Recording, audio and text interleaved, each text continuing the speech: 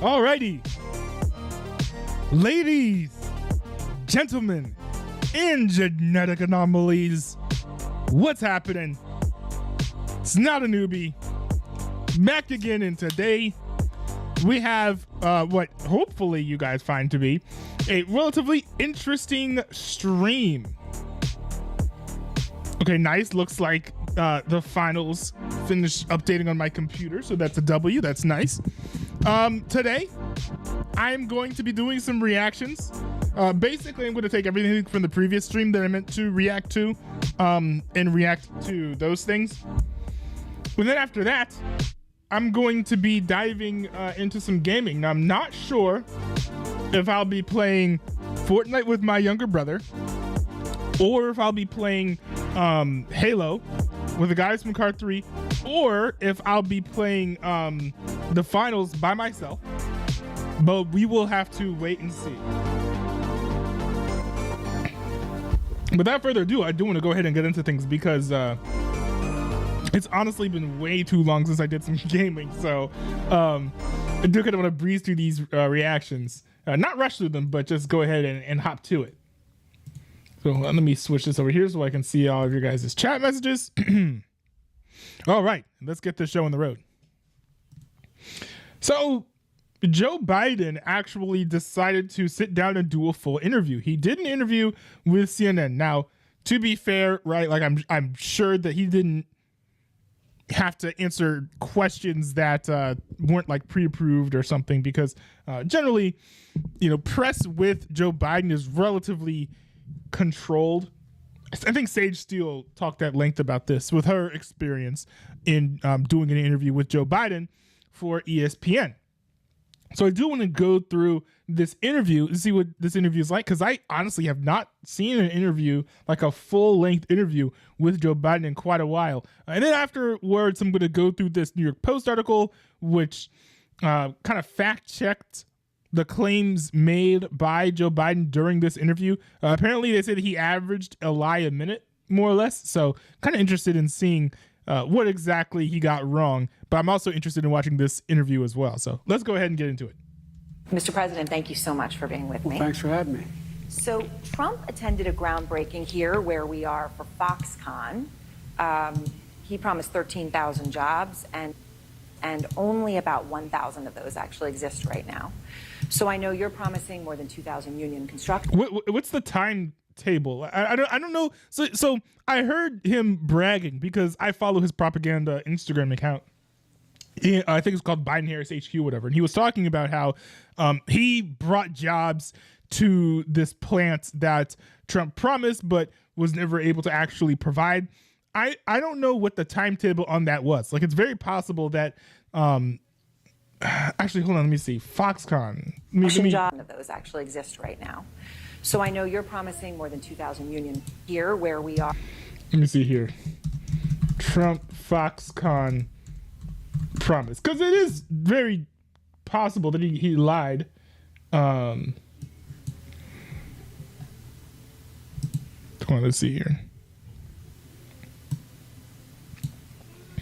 Foxconn plant, once touted by Trump as a 13,000 job juggernaut, will now create just 1,500 jobs. Taiwan electronics manufacturer Foxconn is drastically scaling back a planned $10 billion factory in Wisconsin, confirming its retreat from a project that former President Donald Trump once called the eighth wonder of the world. Okay, I don't see anything that Foxconn makes as being the eighth wonder of the world. That's kind of funny. Oh, well, it was started in 2017. I don't know how timetables work of factories. So I don't know how long it would have taken to create this. But I mean, estimates do change. I don't know if it's entirely Trump's fault, but at the same time, Trump shouldn't have made a promise on the behalf of what someone else would do if that wasn't set in stone. I don't know how much of that is under his control, but still, it's pretty bad practice, because then you get caught up in situations like this. For Foxconn, he promised 13,000 jobs, and only about 1,000 of those actually exist right now. So I know you're promising more than 2,000 union construction jobs, and that 100,000 people are going to get trained in AI here. Why should people here believe that you will succeed at creating jobs where Trump failed? He's never succeeded in creating a job, and I've never failed. Huh? I've created over 15 million jobs since I've been president. 15 million. What? But I mean, I think both people have gained new jobs under both Trump and Biden's economy, but people have also lost jobs under Joe Biden's economy. Like I think didn't Donald Trump set records for unemployment rates during his presidency? I'm not sure that Joe Biden has done the same. 3.75 years. And secondly, Microsoft is a serious player, and they're very much engaged in making sure that they pick this area as sort of the home base for their AI initiative in the nation. And they're gonna do it. And just like, and by the way, well, I mean, to be fair, Foxconn said they were going to offer like 13,000 jobs, and they didn't do that. So estimates could be off, right? Well, I shouldn't go into it, but Trump is, he started off with a golden shovel, For the groundbreaking. For the groundbreaking, and talked about this being, the eighth wonder of the world. When has he ever done anything he said? I'm not being facetious. Think about it. What do you mean? He started off, he lost, other than Herbert Hoover. I mean, Donald Trump has done a lot of things that he said he would do. I mean, he improved the economy drastically. I'm pretty sure he cut taxes. It's not like Trump just lies about things he's going to do when he becomes president. In fact, one thing people liked about him is that he was one of the few politicians who actually ran on a particular thing. And I think except for the whole during the swamp thing, he more or less did follow through with a lot of his promises. He's the only other president who lost more jobs than created in his 4-year term. He's, in the way he managed the end of his last year when we were dealing with COVID, 1 million people died. He'd tell people to inject bleach that may do it. Wasn't a real problem when. That's not true. That's not true. He was spitballing. To be fair, he was saying stuff he didn't know what he was talking about. He should have kept his mouth shut. But he never told people to inject themselves with bleach. He looked at the lady next to him and was like, "Hey, like what if we could like inject people with bleach? Could that get rid of the disease and stuff?" And I think she shook her head no.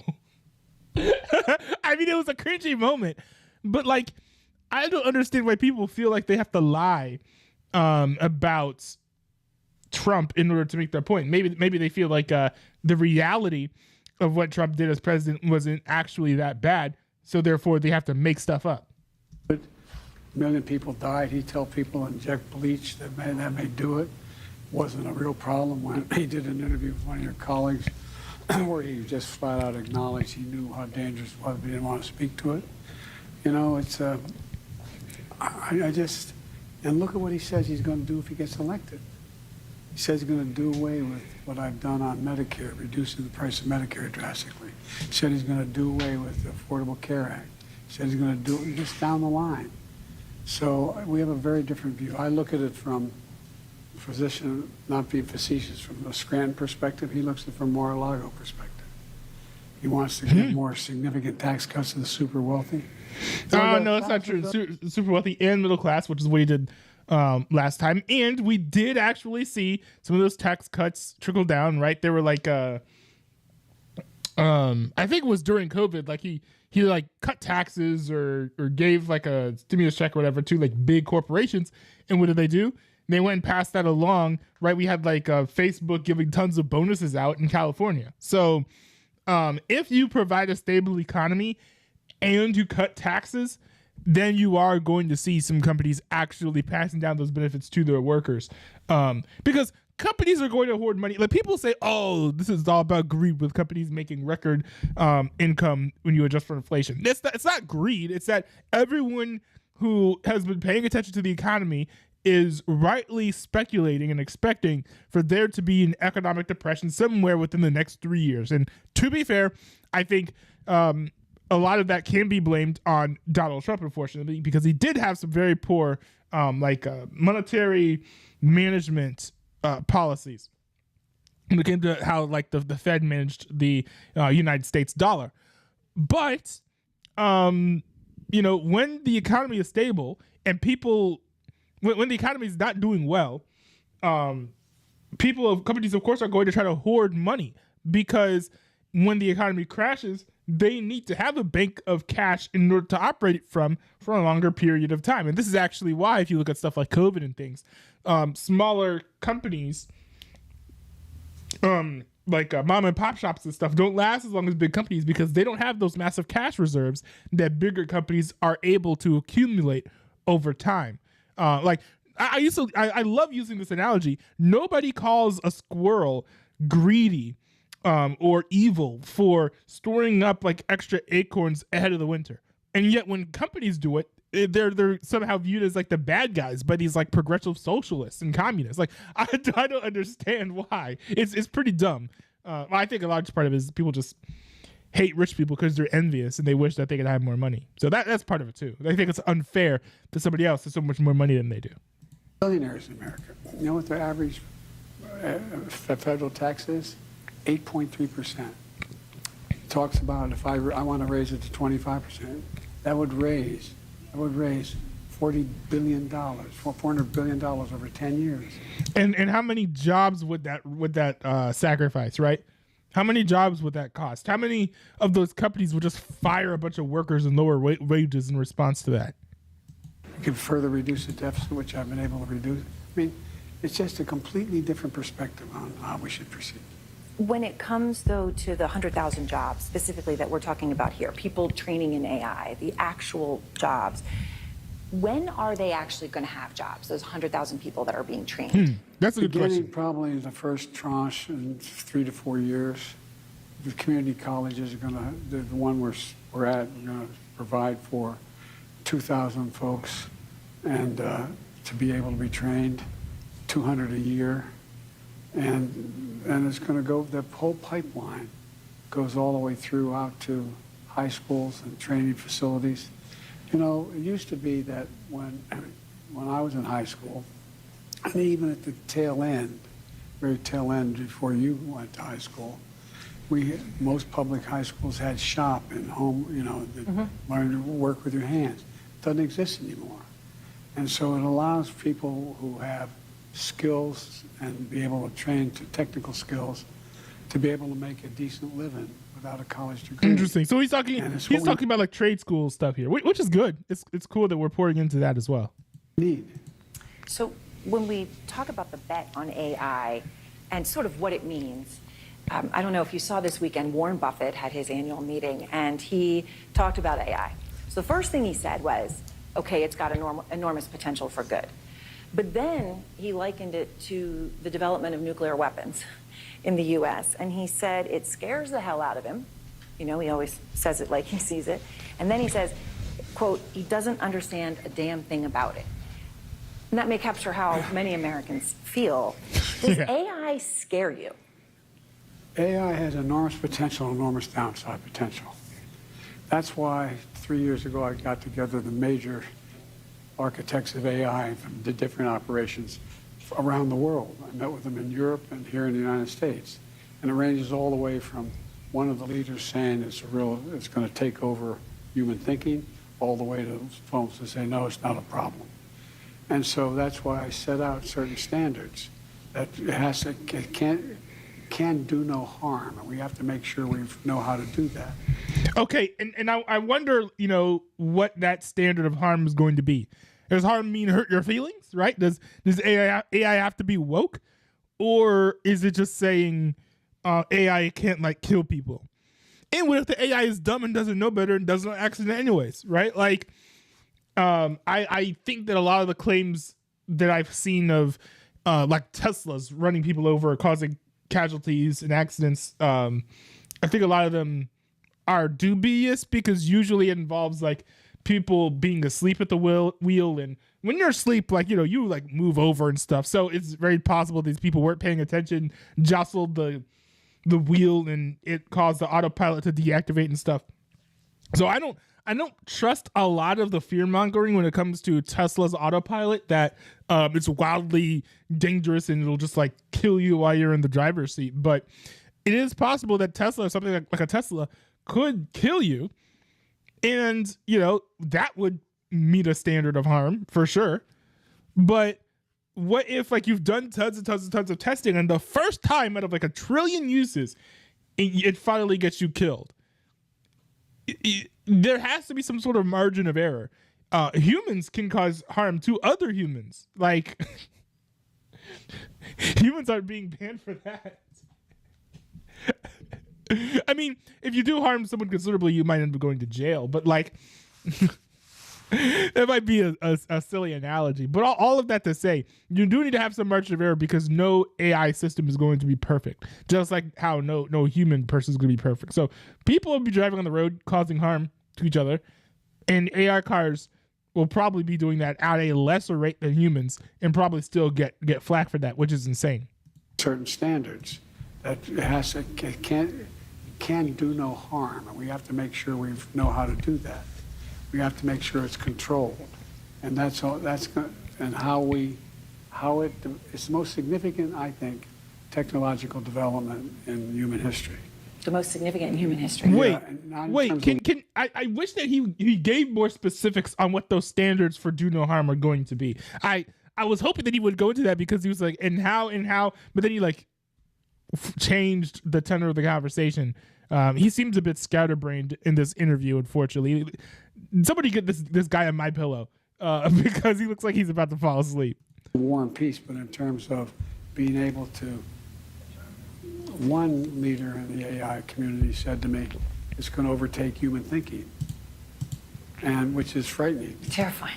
But the other, most think it can be used for everything from find cures for cancer to significantly increase productivity. Man, do not bring up cancer.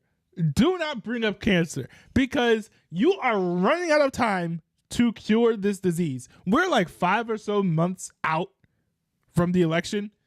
You have not done anything, I don't think, to cure cancer.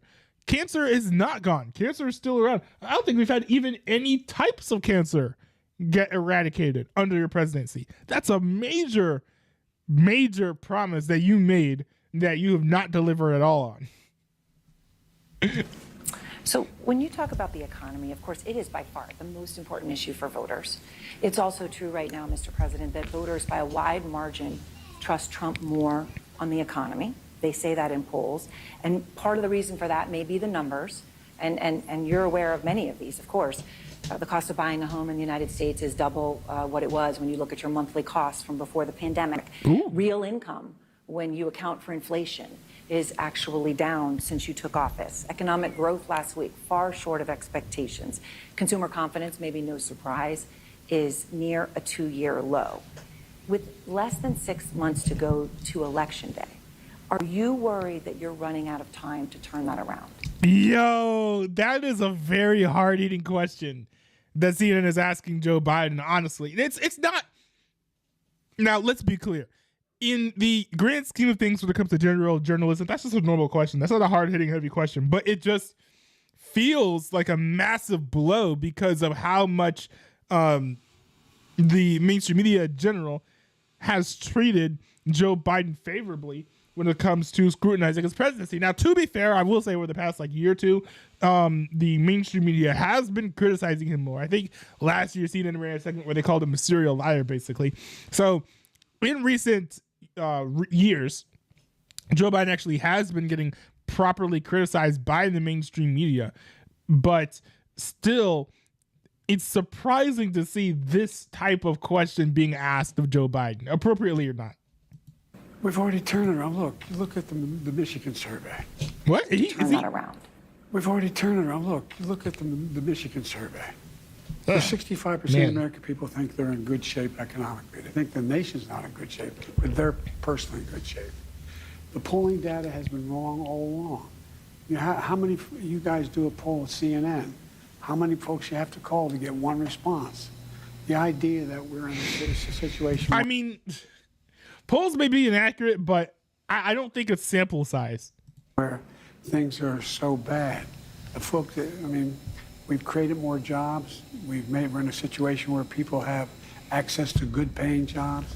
And the last I saw, the combination of the inflation, the cost of inflation, all those things, that's really worrisome to people with good reason. That's why I'm working very hard to bring the cost of rentals down, to increase the number of homes that are available. But let me say it this way. When I started this administration, people were saying there's going to be a collapse of the economy. We have the strongest economy in the world. Let me say it again, in the world. Although GDP last week was far short of expectations. Oh, was it? Look, GDP is still... It was. Look at the response of the market. No. I remember hearing the support on the radio. It was. Now, some people were kind of like coping and being like, oh, well, at least this means that the Fed won't change interest rates. But still, people were disappointed. And I think the markets had a relatively muted response. Usually, if like a jobs report or a GDP report is positive, then the markets will skyrocket back up. The markets were creeping up as they usually do, but it wasn't like anything dramatic, like more than like 3 or 4%, I don't think. Overwhelmingly positive. Overwhelmingly positive. And one of the reasons why people feel good about it not being as strong as it was before is they believe that the Fed's going to respond. They hope they're going to get a rate cut. Yeah. Well, so, but I mean... No, wait, I thought the Fed was like, no, we're not going to do a rate cut. I thought they were like, no rate cuts expected because of the report. From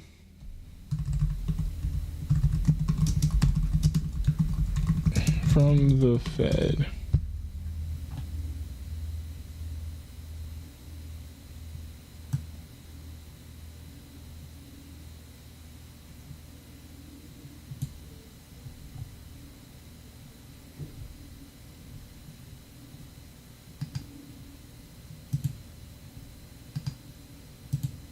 Interesting. So I'm actually seeing a lot of articles here generally saying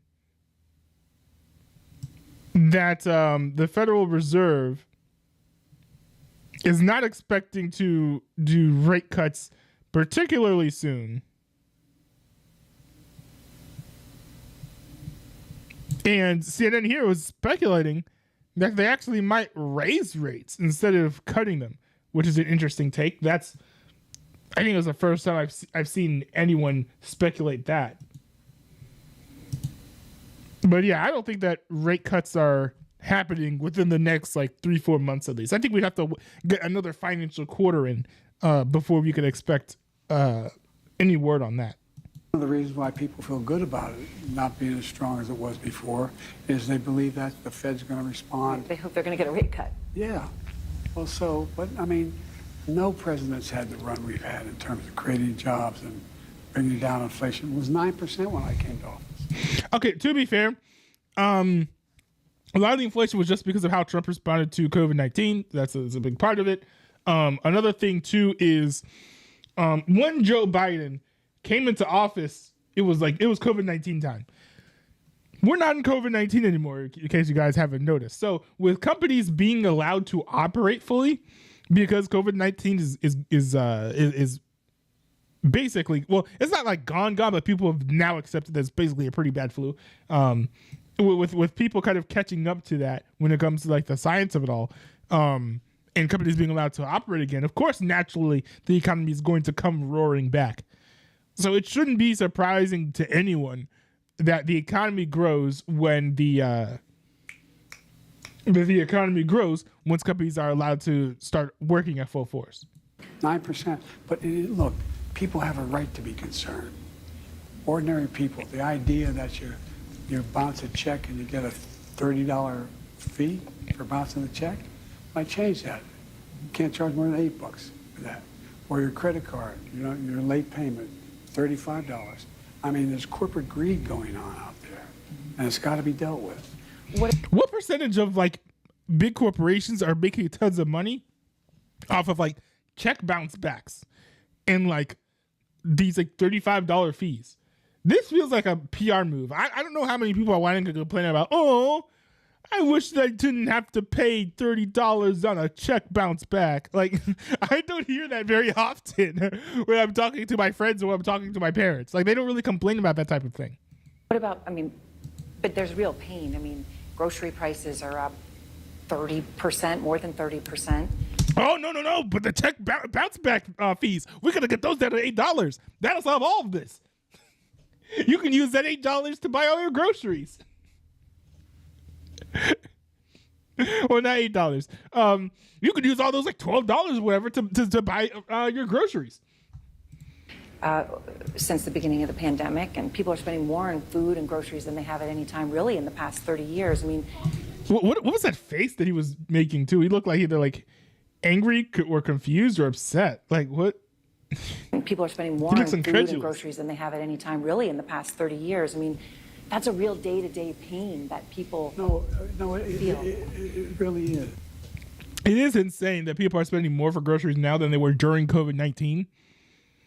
Considering how much the supply chain was choked, that's actually insane. And it's real. But the fact is that if you take a look at what the people have, they have the money to spend. It angers them and angers me that you have to spend more. For example, the whole idea of this. No. Because I don't think wages in general are rising at the same rate as inflation. So yes, people might have more money to spend, but they don't have the amount of money to spend on the amount of things that they would have ordinarily bought before prices kept on rising like this. So, I mean, people are buying fewer groceries because of how much costs are rising. More people are taking stuff up to the checkout aisle and having to put stuff back than before because of the inflation situation in America today. So it's not a thing where like people are angered to be like, oh man, I have to spend more money on these Cheerios. I have the extra money for the Cheerios because my job paid me more money, the exact same amount of money that I now have to spend extra in Cheerios. But I'm still mad that I have to spend more money. Let's be honest. If the people had the money to spend on the products, they would not be complaining. I literally heard someone say it because I peruse Reddit occasionally. Someone was talking about inflation hitting the cost of concessions at a theater, at an AMC. The person said, last time I went to an AMC that I bought concessions, I got like popcorn and a drink, and it was $17, which already is a lot of money. I went and bought popcorn in a drink today, and it was $24. The people who are complaining about that probably don't have that same level of rate increase on their wages, and that's why they're complaining. No one would be mad if they had the extra money to spend.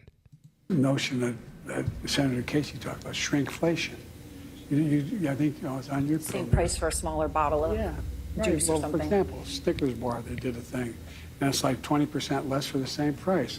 That's corporate greed. That's not corporate greed. Is the squirrel gathering extra nuts for the winter corporate greed? Is that squirrel greed? No, it's not squirrel greed. It's just being wise. And that's what a lot of these companies are doing because they recognize that it's very likely sometime within the next 2 to 3 years or so, there's some sort of economic downturn and they are storing up extra money in order to save for that catastrophic event. It's not corporate greed, it's just wise financial strategy. Yeah, it's corporate greed.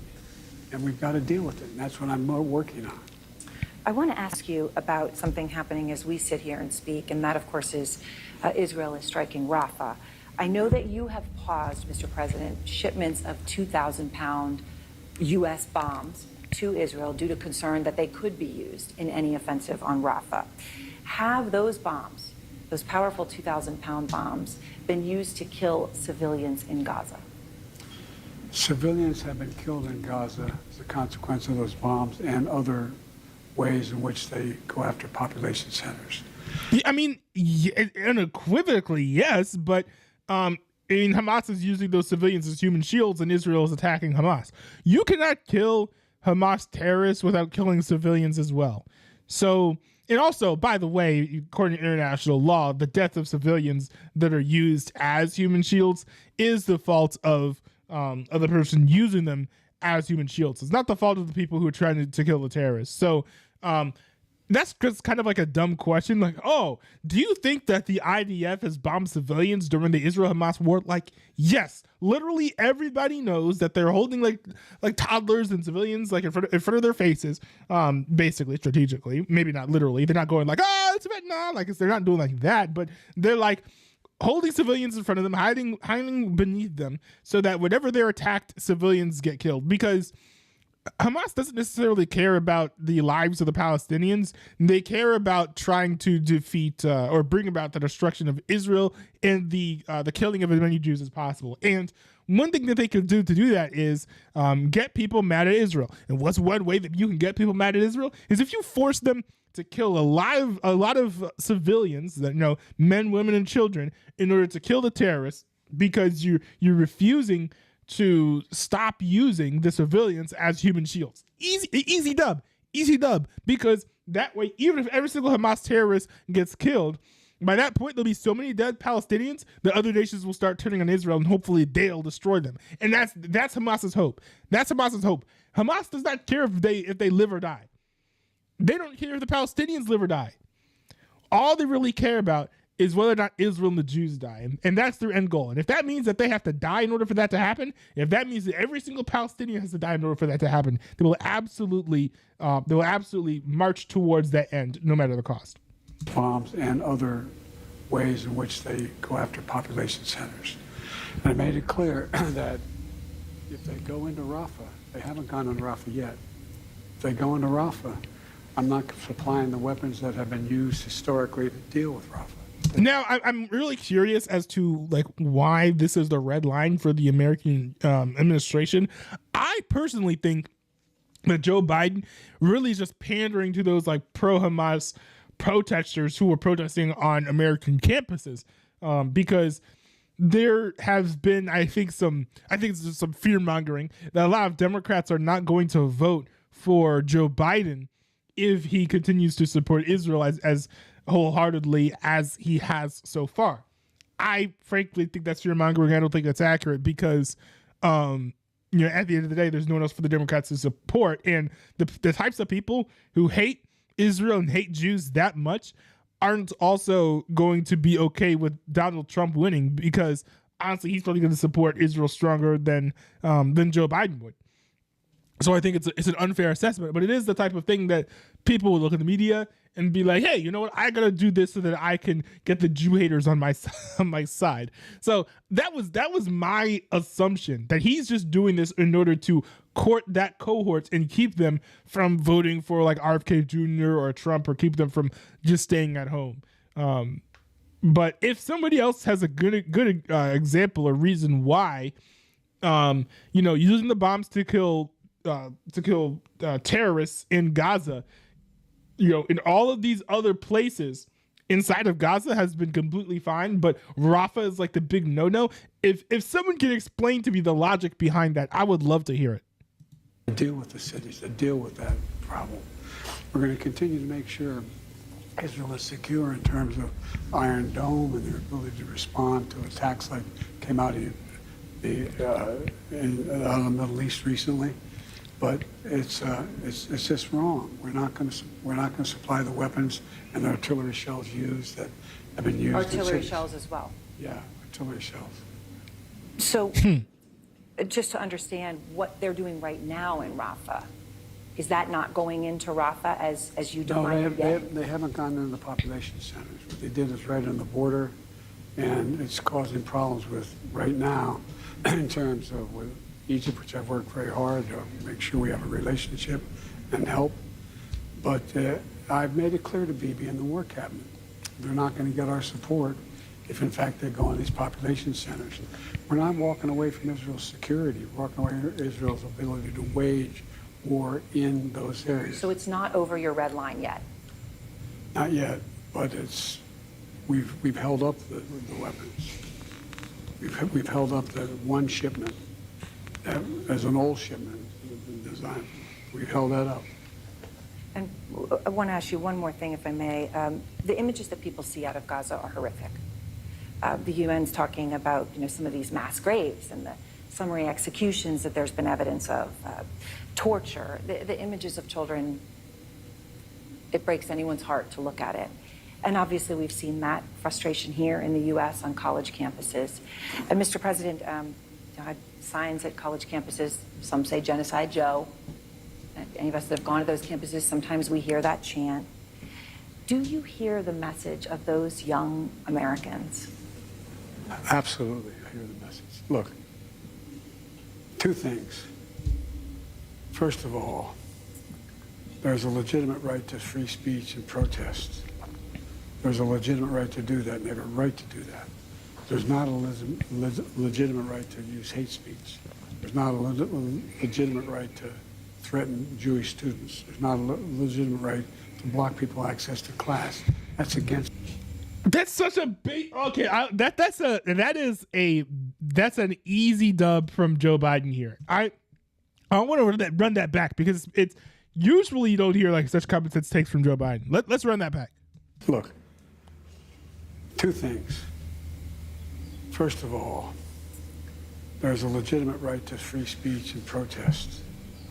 There's a legitimate right to do that, and they have a right to do that. Right. There's not a legitimate right to use hate speech.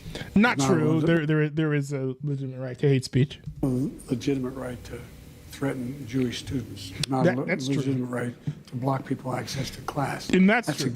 Like, and this I feel like was missing. And this is the quiet truth that no one wanted to say in regards to all of the pro-Hamas protests, but I felt like it was pretty obvious, which is you can't just say that. Oh, excuse me. Oh my goodness, excuse me. I mean that's what I get for drinking such carbonated drinks. But you can't just say that Zionists don't deserve to live. You can't just keep Jews from going to class, and you can't be, forcibly removing people from like your circle, keeping people from going to certain areas of the line, and then tossing them away when they violate your rules, even though you're violating the university rules. You can't just do that. At that point, that's not a protest.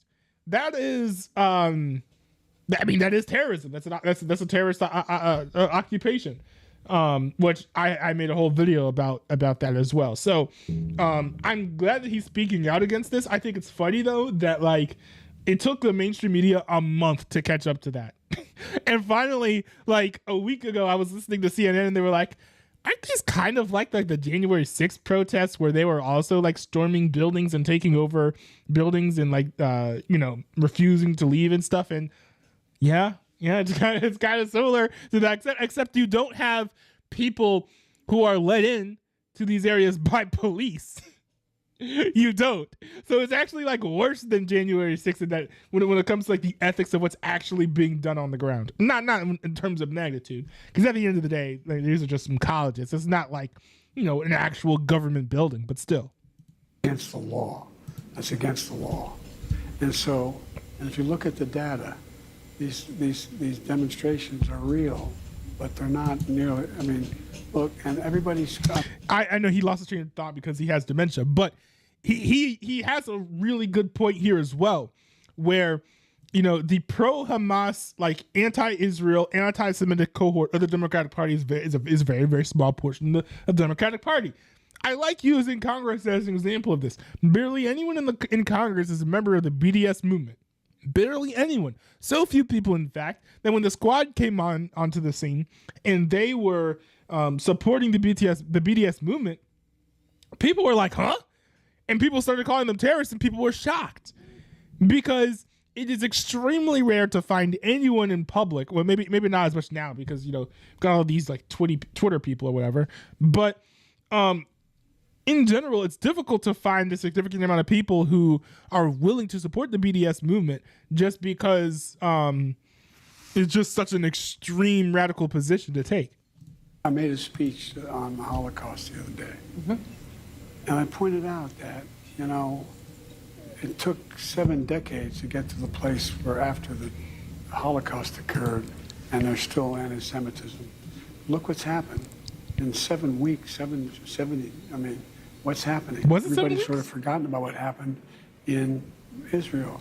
those Maybe once at 1,200 least. I don't know how long young they've been happening. kids murdered. I saw pictures. Oh, I went over there shortly after. A mother and a daughter being roped together and then kerosene poured and burned to death. Nothing's like that happened in the Jewish community since the Holocaust. So when I went over immediately after that happened, I said to Bibi, don't make the same mistake we made in America.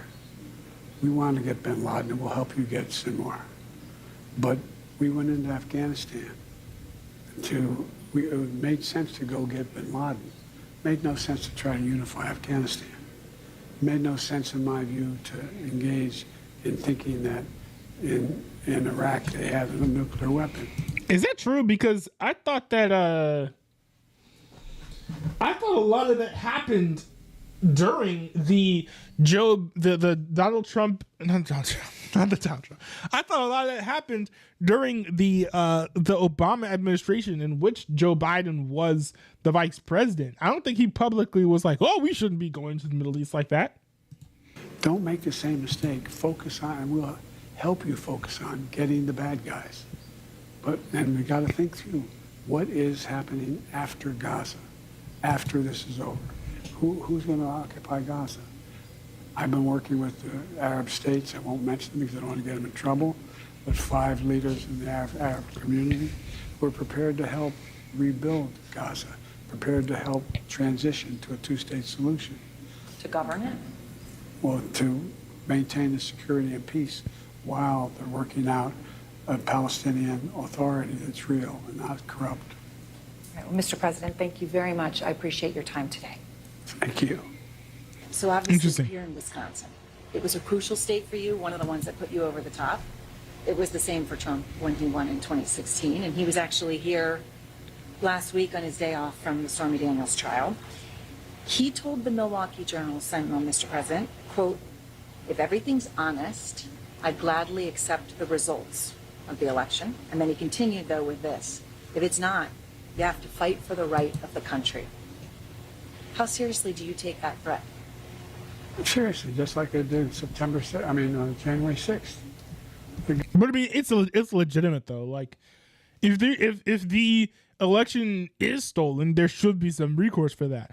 Of course, the problem is you also have to prove that, which can be tough and difficult. So that itself is another problem. But the idea that in order to be democratic, you cannot question the results of election is absurd to the point of hilarity.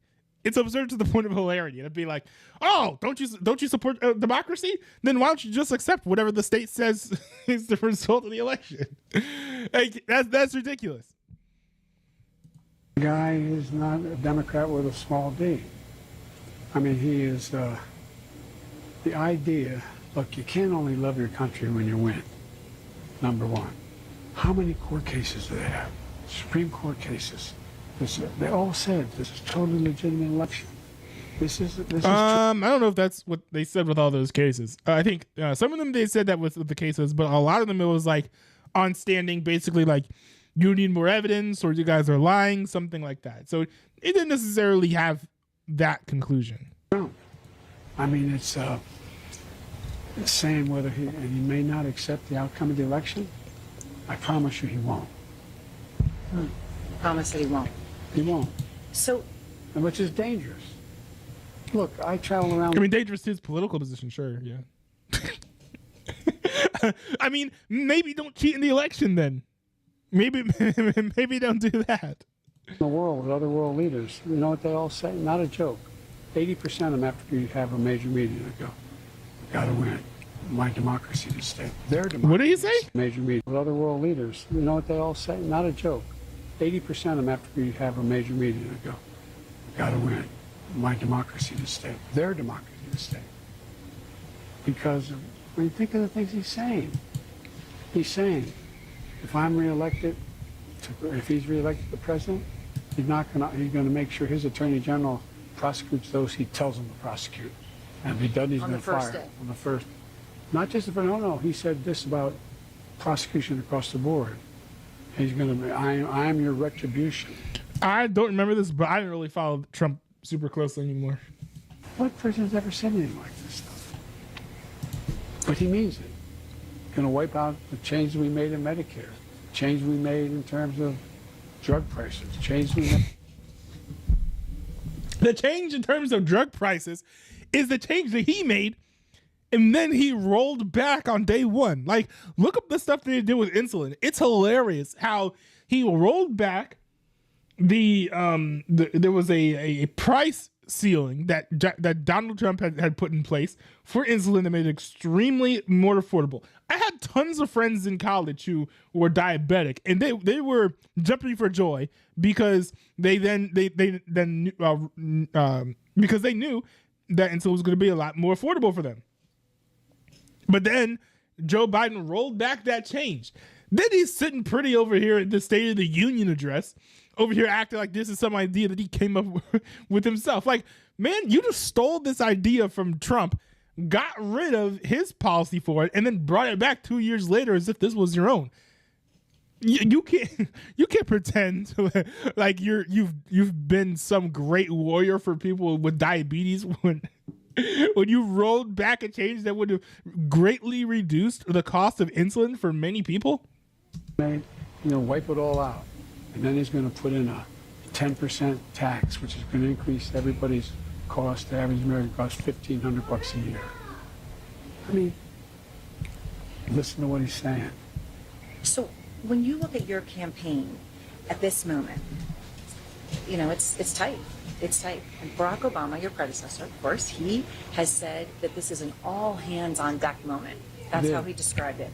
So he believes your rematch with Trump is going to be incredibly close. It certainly looks like it will be. What's his advice to you when you talk to him? Keep doing what I'm doing, and to make sure what his advice. What happened to the rest of that video? Where'd he go? Why did it cut out? I don't understand what happened to the rest of that video. But anyways, the New York Post put out an article saying Biden tells a lineman during a CNN interview, and they kind of went through everything that he said. So let's do a rundown of all these lies. So the first one says, I've created over 15 million jobs since I've been president. So it says here, Biden's favorite falsehood told over and over and over again, no matter how many fact checks call him out. He took office at the tail end of a pandemic that blew a hole in the economy when lockdown policies wholeheartedly endorsed by Democrats took people out of the office and onto COVID stimulus checks. He created nothing. After the introduction of the vaccine, people returned to the workforce.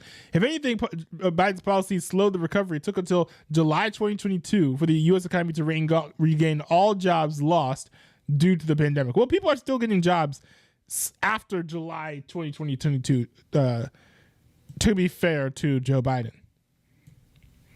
Line number two, other than Herbert Hoover, Donald Trump is the only president who lost more jobs than he created. This is the Corley lie. I don't know what that means. Trump didn't lose jobs. He was president during a global pandemic. That's true. And liberals were thrilled to put people on government checks and shut down the world during COVID. I don't like how this is written. And whoever wrote this didn't even want his name to be on this thing. I don't like how this is written. This seems like very like opinionated. Like this almost feels like it was written by like an editor for like I don't know, Outkick the Coverage or something. Line number 3. Look at what he's going to do if he gets elected. Says he's going to do away with what I've done on Medicare, reducing the price of Medicare. There's no basis for this. As Trump has said, he, quote, will never do anything that will hurt or jeopardize Social Security or Medicare. Further, Trump pursued the exact same executive orders to lower prescription drug prices. Biden, yes. He stole that policy from Donald Trump and pretended that it was his own. Line number 4. We have 1,000 billionaires in America. Know what their average federal tax is? 8.3%. Factcheck.org notes the top 0.1% of earners with more than $4.4 million in expanded cash income pay an average rate of 25.1% in federal income and payroll taxes. Yes. 1,000 billionaires. Is that the same? Hold on, let me see here. Average federal tax on billionaires. Because one thing that's tricky here, and I think that they're being a little squirrely with their words in this article, is the top 0.1% of earners is not the same as all billionaires. Let's see here.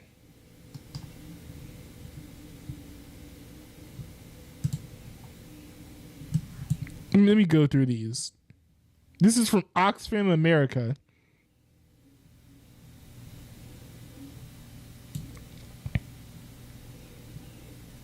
Okay, let's see. It says here. According to a 2021 White House study, the wealthiest 400 billionaire families in the U.S. paid an average individual tax rate of just 8.2%. So that seems to be where he got that from. 8.3%. That's 400 billionaire families. That's not all billionaires in America, though.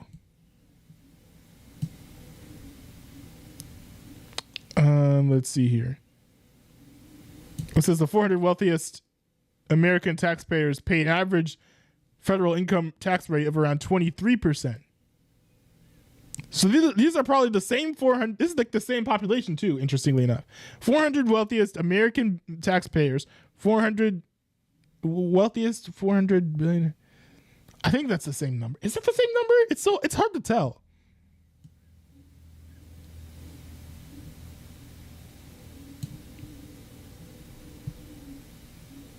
I'm confused though as to why there's no number for all billionaires. He made the claim for all billionaires. There are no numbers about that from what I can tell.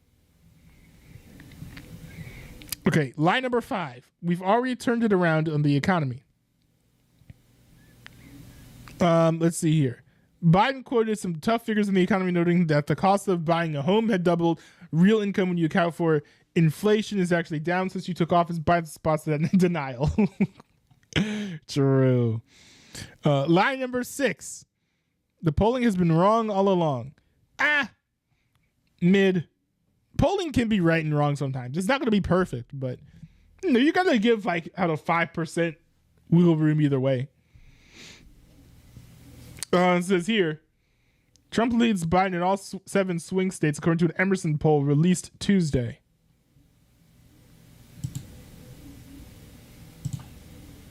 Yeah, I guess that's true. But to be fair, like the polls could easily swing. I'm expecting about a 10% swing in Joe Biden's poll numbers from now until the election, just because I think they're like people who are mad at Joe Biden about stuff like Israel and Palestine, for example, who eventually are going to come around and be like, you know what, there's nobody better for me to vote for. I'll vote for Joe Biden. So we're going to see like a 10 or so % swing in Joe Biden's direction, in my opinion, unless the polls are wrong with how Americans are going to view Donald Trump being put in prison. And once he's put in prison, which I think is relatively likely, at that point, then people start viewing Trump positively. And that would be the death knell of Joe Biden's campaign, in my opinion, because the race is already pretty tight. He can't afford to have a jailed Trump, sinking his favorability.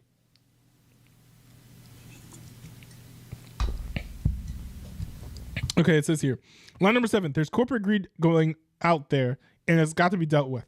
Labor costs increased 4.2% between 2023 and 2024. They increased 5.1% from 2021 to 2022. The cost of everything from supplies to shipping, rent, and taxes have gone up. Why?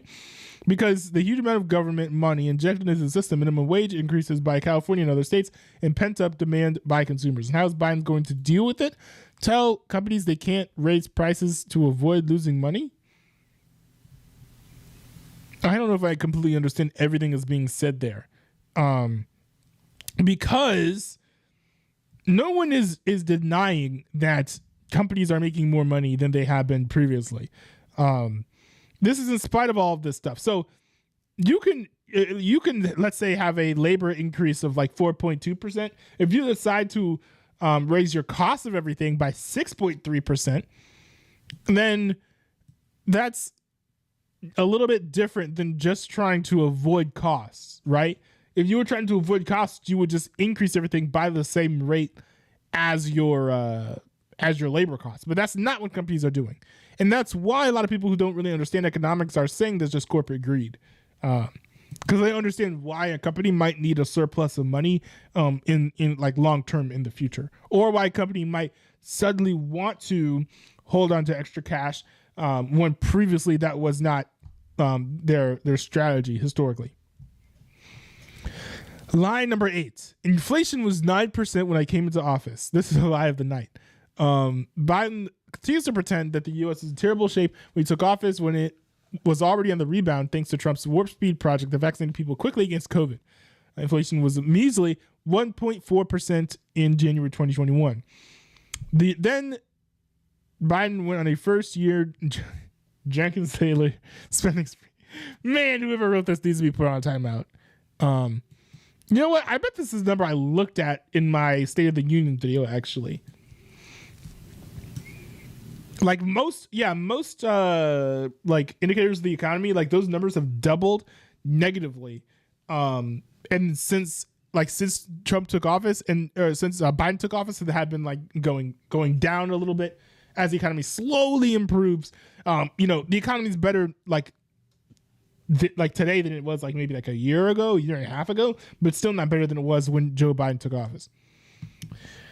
And let's see, line number 9, they have the money to spend. It angers them and angers me that they have to spend more. They have the money to spend. According to Bankrate, 76% of adults making less than $50,000 a year are living paycheck to paycheck, an increase from 71% the year before that. Yep, and people cutting back on gas, groceries. Yep, that's all stuff that I noted when I reacted to that. Line number 10. Civilians have been killed in Gaza as a consequence of these bombs and other ways in which they go after population centers. So it's technically true. Yes, it's liable to suggest that Israel's deliberately targeting population centers. No, they're not. They're just targeting where Hamas is. That's an easy one. Line number 11. We're not taking away from Israel's security. We're taking away from Israel's ability to wage war in those areas. Well, kind of weasel words. I mean, I think that this assumes that Israel could just take as many, should be able to just like, should be able to be willing to, no, sorry. This assumes that Israel should be willing to just like take terrorist attack after terrorist attack without responding. And so they should just sit there secure and should only be doing things in the defensive measure, not a preemptive, like, let's go get the terrorists who are saying they want to kill all the Jews type of campaign. So if Hamas grows, again, that is detrimental to Israel's security. So taking away from Israel's ability to wage war does negatively impact Israel's security. Line number 12, it made no sense, in my view, to engage in thinking in Iraq they have a nuclear weapon. Biden brought this up saying he warned President Benjamin Netanyahu to not make the mistakes we made in Afghanistan and Iraq, except Biden voted in favor of invading Iraq. So Biden may regret that decision today, but it made sense to him back then. Line number 13. You can't only love your country when you win. Someone better tell all the celebrities in the Democratic Party. Oh yeah, all that stuff. This is not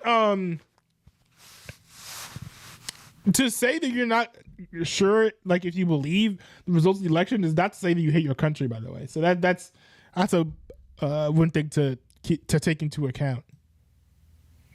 Line number 14. I travel around the world and other world leaders know what they say. 80% of them, you gotta win, my democracy is at stake.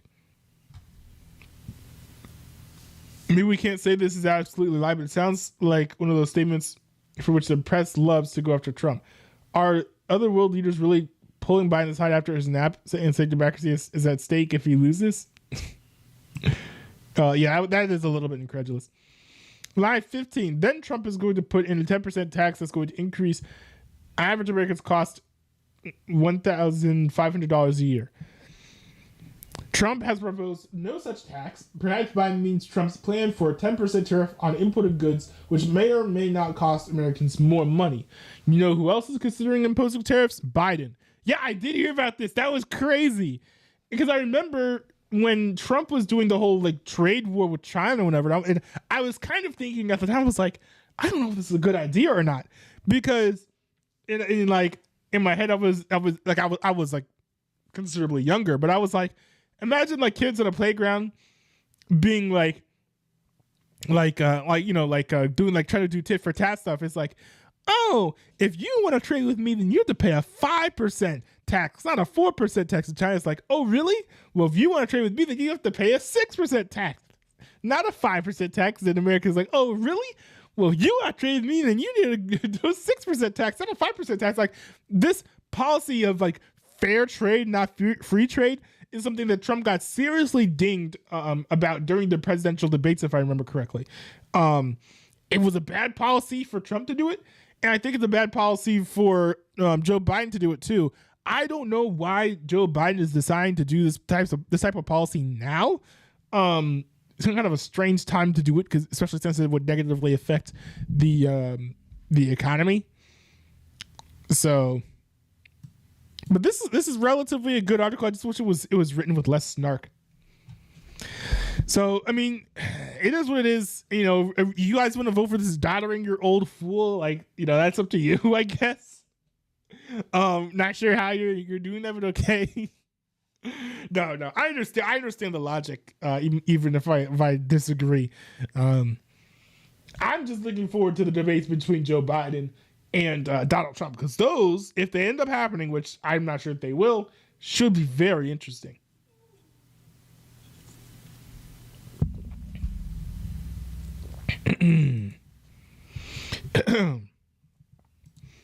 All right. Vivek Ramaswamy got interviewed on Steven Crowder's show, Louder with Crowder, and it ended up being like a pretty fiery debate, apparently. So I'm really interested in seeing this.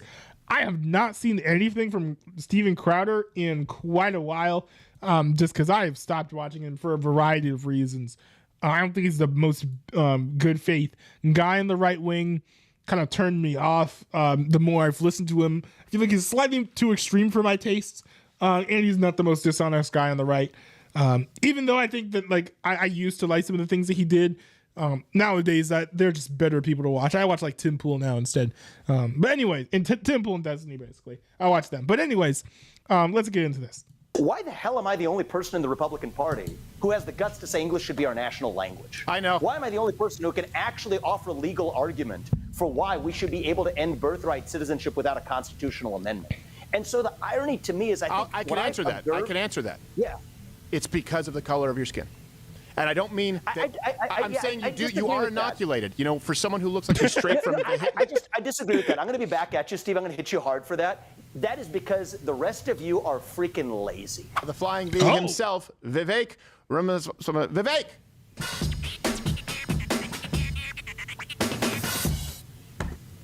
Vivek, always glad to have you. Can you hear me, see me, sir? I can. Vivek Ramaswamy. It's just the usual spelling. You know? I don't care. Standard. The reason why I think it's because I'm Indian. Yes, that's exactly right. That is absolutely right. By the way, I do appreciate, though, that you have a studio where we can see you, and it's not a blue shirt on a blue background. That is cool. Where you look like the floating Homer head in the Japanese commercials. This looks. It only took me a year of running for president to figure some of these things out. Yes, that's true. Get that at the top of the learnings from the last year. And before we cover this, look, this interview, of course, has picked up steam. Where's the best place for people to go to the original source and watch it? What you have put out there to the public? Apple, Spotify, YouTube, name it. But those three, wherever you get your podcasts, as they say, go get it. The funny thing is, this was supposed to be the relaunch of a podcast I started during the presidential campaign. And the whole point for me is, and this is a point in the campaign, and this was part of, I took a little bit of a break, now I just relaunched this podcast, is to start to have the kinds of debates, even within the right, that we don't actually have, intellectual debates. And so I thought a fun one to start with is, you know, there's the N-word, and you're not supposed to say it. Nationalism is what I'm referring to. I was like, what? It was like, you know what? I want to have some intellectual debate. So let's start off with the N-word. You know how you're not supposed to say that? And I'm like, what? is, there's the N word, and you're not supposed to say it. Nationalism is what I'm referring to. Oh, and I think that you caught me. I thought he's not going to say the N word. Indians don't have a hood pass. Nationalism. No, an Indian can absolutely say nationalism. Yes. Non-white nationalist is what some have called me. But I think that was an interesting discussion about what it means to be a nationalist. And so I thought, let's get somebody who has actually thought deeply about this. Right. And Ann Coulter's on that list. And so this is the first episode of the relaunched podcast I kind of started during the presidential campaign. And what do you know? She starts with a wake-up call, a dose of coffee, but she was honest, saying she couldn't have voted for me even though she agreed with everything I said because I'm an Indian, which I thought set up for actually a really interesting conversation. That was insane. I did hear about that, actually. I think I actually put that in my React requests thing. I plan on reacting to that at some point. But, I feel like that's a racist thing to say. Is it controversial for me to say that it's racist to be like, I'm not going to vote for someone because it's Indian? Now, to be fair, I actually think the reason why Vivek Ramaswamy did not win the nomination was because of the color of his skin, unfortunately. I think there were a lot of people who, whether or not they were willing to admit it or whether or not they recognized it within themselves, they were like, ooh, you've got this brown guy here with a first and last name that I've never heard before. And he's rich. And you know what? I don't know if I trust him. Let me go with the white guy with the worst the worst policies and the stilted personality. That's what a lot of people in the Republican Party were doing, unfortunately. And it's a shame. I kind of wish that there was less casual racism in the Republican Party. And I'm sure that the majority of it was unintentional, but I just wish there was less of it.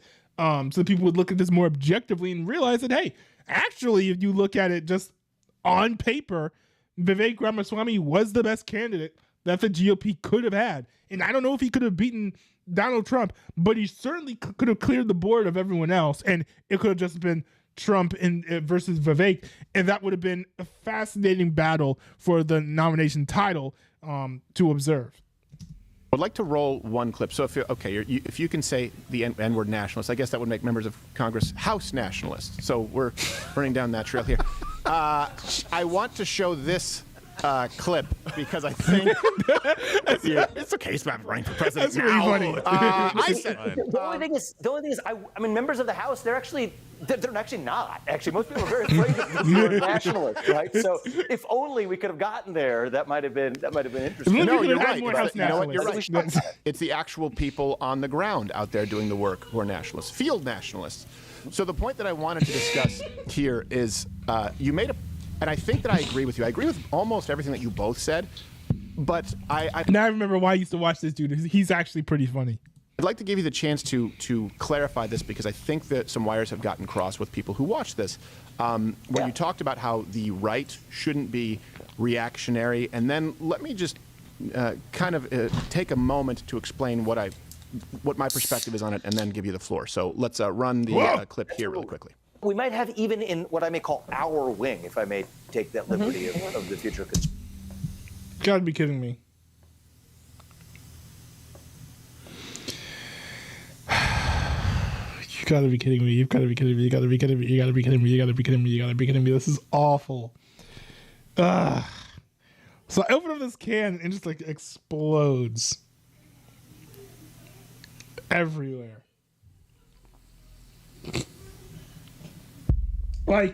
Oh man. This is bad. So it's literally on. I don't know how well you can tell in the light. No, you guys probably can't tell in the light. But it's on my pants. This sucks. This is bad. It's because it's dark. You can't really see as well. But it's also on the chair. I promise it's not what it looks like. This is Sprite, okay? Or not Sprite, Pepsi. It's Pepsi, I promise. Oh my goodness, I'm gonna have to change my clothes after this. Oh man, that's so annoying. But anyways, let's get back to this. Right. What my perspective is on it, and then give you the floor. So let's run the clip here really quickly. We might have even in what I may call our wing, if I may take that liberty of the future conservative movement. one that is accidentally defined by the threat we're reacting to, rather than affirmatively defined on our own terms, right? Individual, family, nation, and God, serving as the alternative vision to race, gender, sexuality, and climate. And I think it's a hard thing to do. My definition of American identity has nothing to do with what that person has to say. It's going to be independent and stand regardless of it. And I just worry, we've had such a candid conversation, and I'll just close in candor, I worry that a little bit of even a deep, thoughtful, philosophically grounded and committed person like your vision of our national identity may itself be in part a projection of a response guided by people who hate this country, who should have nothing to do with defining what a person like you believes it means to be a citizen of this nation. Okay, so really quickly, my perspective here, and we're going to have Alex Rosen on, one of the original, predator poachers, which has now unfortunately been copycatted by other people looking for social media clout. I agree with the idea that you shouldn't give more credence, for example, reacting to some crazy blue-haired person who has no influence, right? Though it's funny.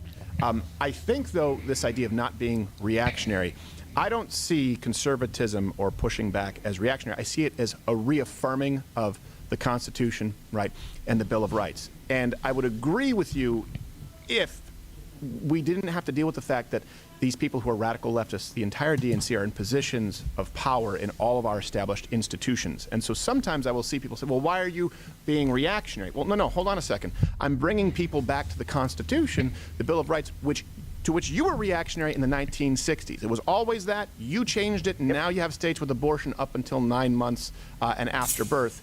So I sometimes have an issue with, or I should say that I'm reticent to go with the premise, because then people box you in where one side is only talking about ideas and the other side is shooting arrows at them.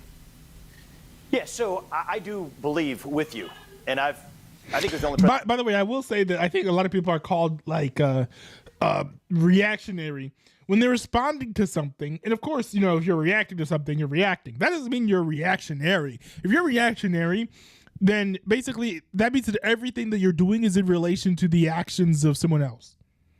And that is completely different. And I don't think that I don't know. I hate saying mainstream conservatism because I feel like the majority of the GOP isn't conservative anymore. But if you look at conservatives in general, like real conservatives, they're not reactionary. They're not just knee-jerking in the opposite direction of whatever the Democrats are doing. They're responding appropriately to what they see in the culture and what they see from our governments. And a lot of times, it's in opposition to what they're doing, but not always, right? If Joe Biden says something that makes sense, then they'll be like, yeah, rare Joe Biden W. If they see Trump say something that doesn't make sense, they'll be like, oh, man, rare Trump L. But they're not going to be just like they're not going to be like bizarro world Democrats just doing the opposite of whatever a Democrat would do. Presidential candidate to actually say this, that we are in the middle of a war in this country. Yeah. Okay. But I think to win a war, you have to both know who you're defeating and what you're fighting for. Okay. Sure.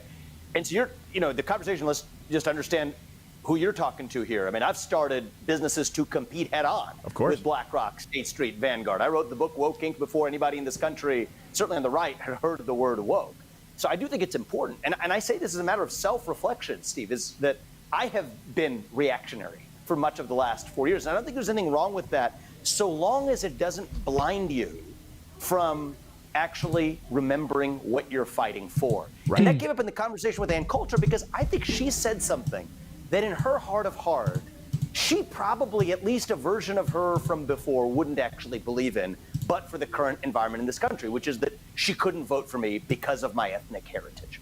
I think that the thing I challenged her with is to say that, you know what, if we didn't have open border policies in this country, if we had a rational immigration policy like the one you just described, and I agree with you wholeheartedly in that last monologue, if we didn't have self-hatred permeating every institution in this country, from our universities to our capital markets to corporate America to our media, if we actually had a revival of national pride in this country, if English was the sole national language in this country, if we actually ended birthright citizenship for the people who broke the law to come here illegally to have anchor babies, against that backdrop, I don't think Ann Coulter would tell me to my face. I don't think she would even believe it, that she couldn't vote for me because I was of Indian heritage. And so what that has done, I believe, and I think it's beginning to happen, and I think this is the stuff of how nations end, is that the reactionary impulse takes over the very thing you were going to fight for in the first place. And I think that's where we actually err, not because there's some other noble external standard to be measured against, but because we fail to fight for the very thing we cared about getting into this arena for in the first place. Right. I mean, why the heck did I run for president? Why are you doing what you're doing? Why am I doing, and why on earth am I starting a podcast right now? I don't need to make more money. I don't need a business, but I'm doing it because I think we need to have certain conversations, especially on the right, that we're not having. And one of those conversations, and I think it's relevant this year in particular, I think the reason we didn't have a red wave in 2022 is not because of abortion. It's not because of Donald Trump. It's because Republicans fell into this trap, criticizing the radical Biden agenda. And I've done that, you've done that, but it gets stale after a while, really. I mean, Biden gives us an endless list of things to criticize. We did not have an alternative vision that we actually stand for. I'm not talking about metaphysics and philosophy. I'm talking about actual affirmative policies that we stand for. Standing for merit, standing for free speech, standing for the rule of law, standing for actually making sure the people, bureaucrats we never elected, aren't the ones running government. That's a vision. Those are things to stand for. But sitting around criticizing the radical Biden agenda or the progressives on their own terms is fine. It's important. It's necessary. But we can't do it at the expense of forgetting what we're fighting for. And I think that's the mistake that Ann may have made, though I respect a lot of what she said. Sure. I think she's a thoughtful person. I think that may have clouded her own judgment, which is what I sort of called her out in the little exchange that we had on my podcast. Well, I mean, if she's saying that she wouldn't vote for Vivek Ramaswamy as an Indian, like how, because he's an Indian, like how thoughtful of a person is she really? I agree with you on that. I mean, we're about to have Alex Rosen on. You know, I don't know if you saw this. Bradley Martin and Vitali, they did this thing where they tried to confront a pedophile, right? And the problem is they did it in a way where it may let this pedophile off scot-free, whereas Alex Rosen, who we've worked with, has put hundreds of them behind bars by doing his due diligence. And the different approach, and I will sort of personalize this, for example, I was just a comedian and actor until YouTube, where I had, for example, very familiar, the blue bed sheet behind me back in 2008, 2009, where I would hear my friends saying, assault weapons, assault weapons, assault weapons. And I thought, wait a second, they don't even know what that means. So I can use these tools at my disposal now, social media, YouTube was new, to do a top 5 myths about the assault weapons ban. Use the tool to draw attention to an important issue. Versus right now, someone just going, look, slow-mo shot on a gun range by a woman with large breasts. It's like, well, if your only goal is clout and attention, this is no longer a tool. The end game is attention. The end game is controversy as opposed to using it as a tool. But I do think it's very necessary to cut through. In other words, if there was no reaction at all, I mean, we were just watching CNN all day for the last several days. It's been about the political persecution of Donald Trump and these sham trials, but then taking it to, like what you said, concrete policies. I really like what you just said about a national language, because I'm going to pull a Coulter here a little bit. I think you would agree with me, because you both mentioned that people from different countries tend to, I use the term ghettoize, create these enclaves where they don't associate. And I will tell you, in Texas, that has happened with a lot of Indian immigrants. Now, I don't mean as far as crime, I don't mean as far as not paying taxes, but as far as many not speaking English and whole neighborhoods where it is entirely Indian, including Indian markets, where you will go as an American and say, this doesn't feel like the United States of America anymore. Have you noticed that with this wave of obviously a record number of Indian immigrants? I don't know. I think I don't know if he's wading into racist waters here, but to me, feeling like American anymore is more of like a cultural thing, right? It's like the clothes you wear, the music you listen to, the way that the buildings are constructed, the cars you drive, the way you carry yourself, is not, to me, it takes a lot for me to be like, this doesn't feel like America anymore. I think the only times where I've had an interaction out in public with someone, and I was like, and by the way, I live in a relatively diverse area, but the only time that I have ever like been out in public and interacted with people, and I was like, this doesn't feel like an American interaction, is when like, I don't know, like a Japanese woman like takes my order at a counter and then she bows at the end. Like, that's the only time that I've ever been like, it's not like really an American thing to do. Like, I don't know if if Steven Crowder is getting this impression just because he's interacting with people and the skin color is different, or there's like no white people at all around, which I could definitely understand being like, oh, that's interesting, but that doesn't mean, oh, this doesn't feel like America. Or people speaking like a foreign language, like there's I've gone to like thrift stores before where you'll hear a lot of people around you just like speaking like Spanish or any other foreign language. And that doesn't necessarily make me feel like I'm not in America, because people in America speak other languages. Now, I do agree on the policy, right, that America probably should have, English as like a standard, like an official language. And as part of the American test to become a citizen, you probably should be able to understand like some rudimentary, English phrases like, I don't know, like, where is the closest Starbucks, or can you give me a ride to the airport, or something like that, like very basic stuff to like get around. I think that probably is important, because you don't want people to come into the country and then just like get stuck in these enclaves. You would hopefully want new citizens to come in and interact with all of the other citizens that you have in the United States. That is one thing that helps with assimilation, and I think it's a positive thing, rather than people just like forming these little pockets and then being all isolated. Immigrants to the United States for tech jobs, and is solving that a national language, like you said, English, starting with you're like everybody else. You have to get in line and you have to follow here. Yeah, I mean, I think most of the peers who I'm next to, and this is just not a deflection of what you said, it's just true, is I feel like most people I'm surrounded by don't know how to speak English either. Well, I think a lot of immigrants don't know how to speak English. And I think that as someone who I think he was talking about Republicans. tries to speak the language that was bequeathed to us, is it's a deeper point. I'm not just offering that as a quip. No, it's true. I think a lot of you have a lot of self-hatred of this country from immigrants who travel to this country, who then are critical of this country, who then actually are taking advantage of this country without actually pledging allegiance to the flag. And then you got sixth and seventh generation of some girl of a guy who grew up on the Upper East Side, now moves to Brooklyn, thinks she's a hippie, and shows up at a Hamas protest and says the same thing. So I think that is a deeper issue in our country, where if we're just playing whack-a-mole. Look, no one's more hardline on illegal mass migration than me, and no one's more hardline in believing that the sole purpose of immigration policy in the United States needs to be to advance the interests of U.S. citizens who are already here, right? I hate reciting standard talking points. They bore me. But here's a fun one that nobody, I don't think, has cited, but it's a fact. 12% of the nation of Sierra Leone, 12%, country of 8 million people, talking about 950,000 people, have applied for a green card. So this isn't just the illegal migration issue. It's the source of magnitude of demand of, if we did have open borders, this is what's going to become of our country. But Steve, I think the thing that bothers me is, why the hell am I the only person in the Republican Party who has the guts to say English should be our national language? I know. Why am I the only person who can actually offer a legal argument for why we should be able to end birthright citizenship without a constitutional amendment? And so the irony to me is, I can answer that. Yeah. It's because of the color of your skin. And I don't mean that. I'm saying you are inoculated. You know, for someone who looks like she's straight from the hip. I disagree with that. I'm going to be back at you, Steve. I'm going to hit you hard for that. That is because the rest of you are freaking lazy. And cowards. The conservative movement has grown lazy. Cowards. People yeah. in this country have common sense. What we really lack is courage. Yes. So I'm not going to buy some BS that, like, my last name or my skin color insulates me. Think about it. I had to step down from my seal. That's the perception. I mean, I think no. I disagree. I think it kind of does. It does, but it does it among like Republicans.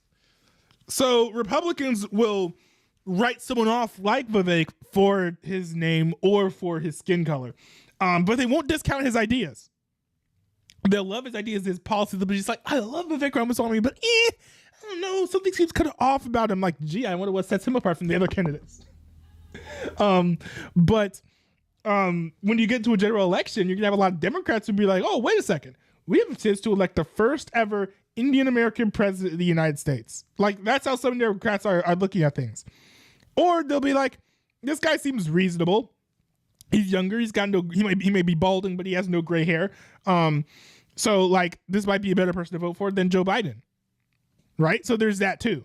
In a general election standpoint, it is a net positive to be non-white, but in the Republican context, it is a net negative to be non-white.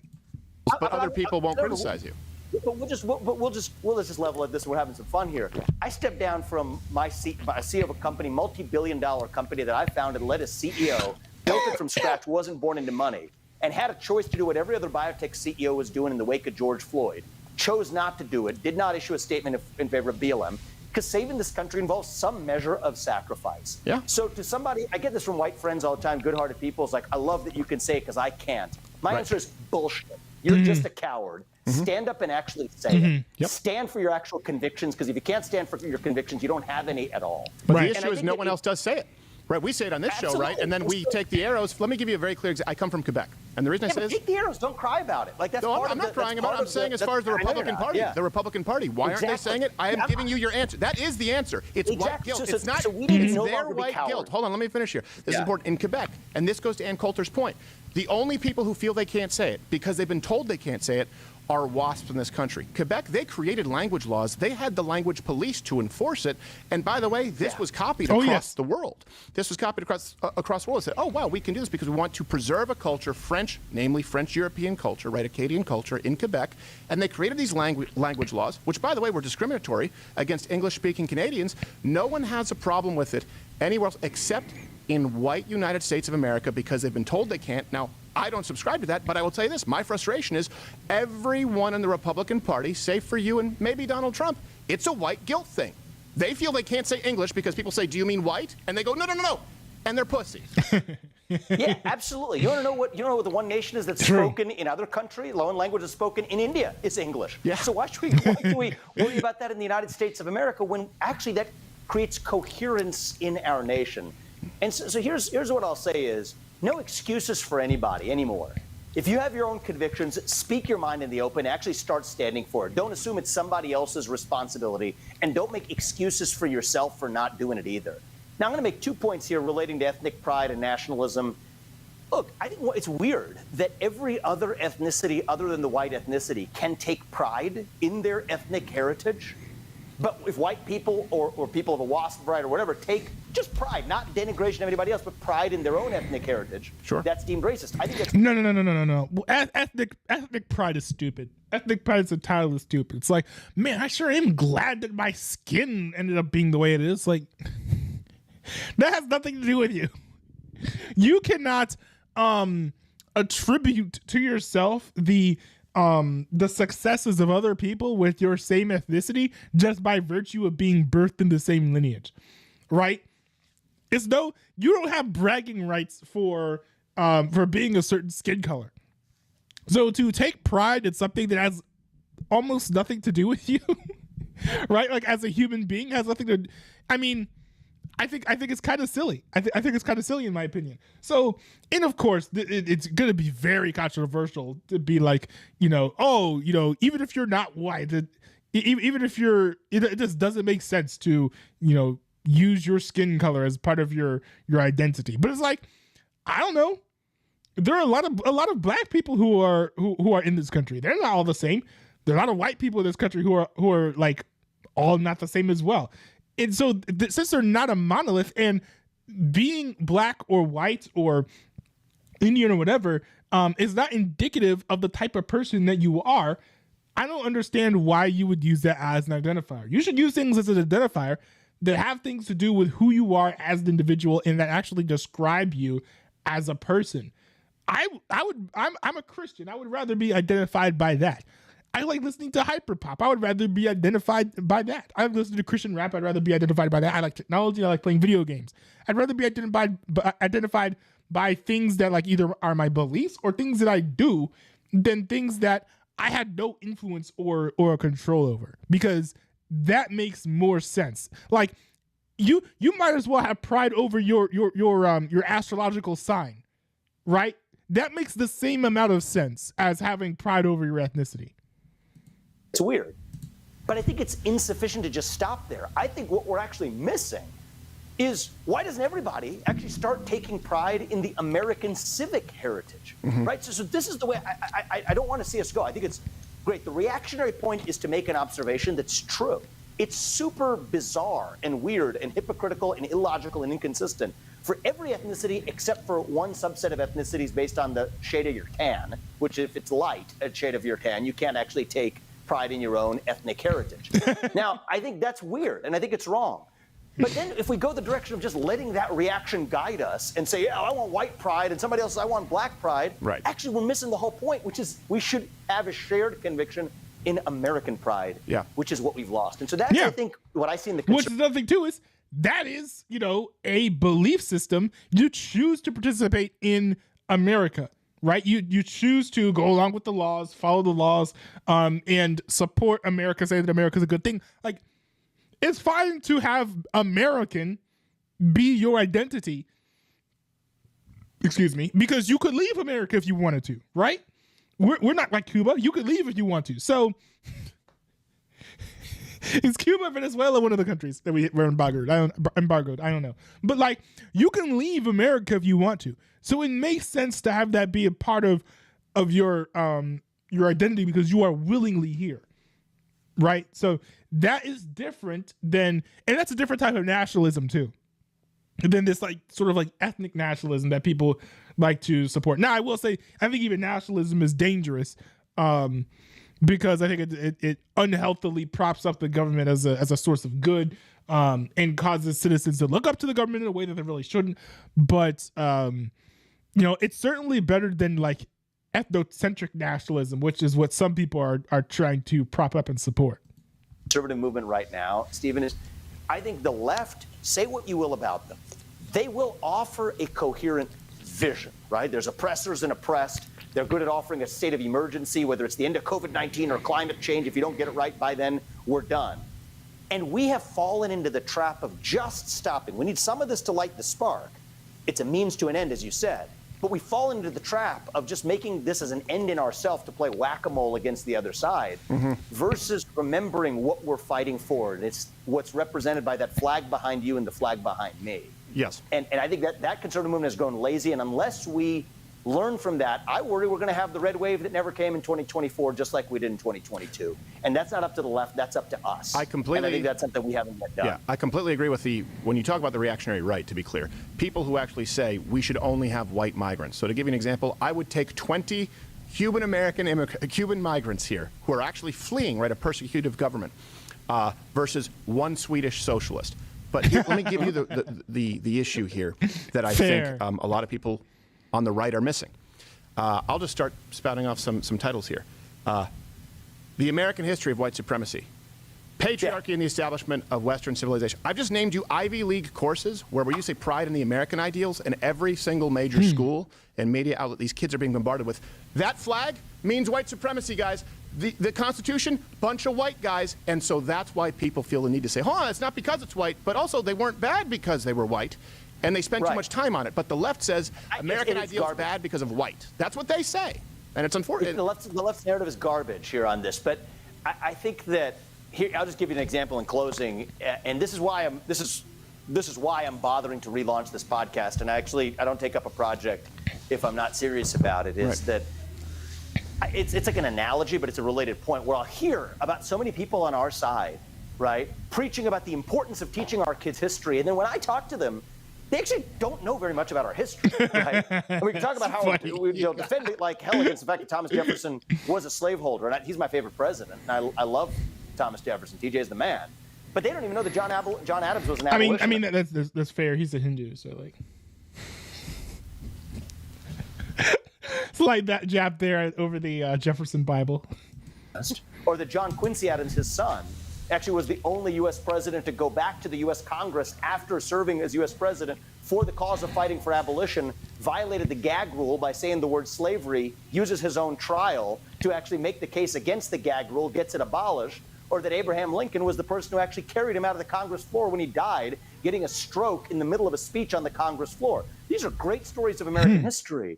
And I just use that as an example where most conservatives I talk about, well, we believe in our founding and we're not teaching our history anymore, have no clue about that story of American history. And so for me, I think our side has grown lazy. And I think that it's just, I'm not just going to call that out. It's part of what I'm trying to do on this podcast is get into the content beyond this.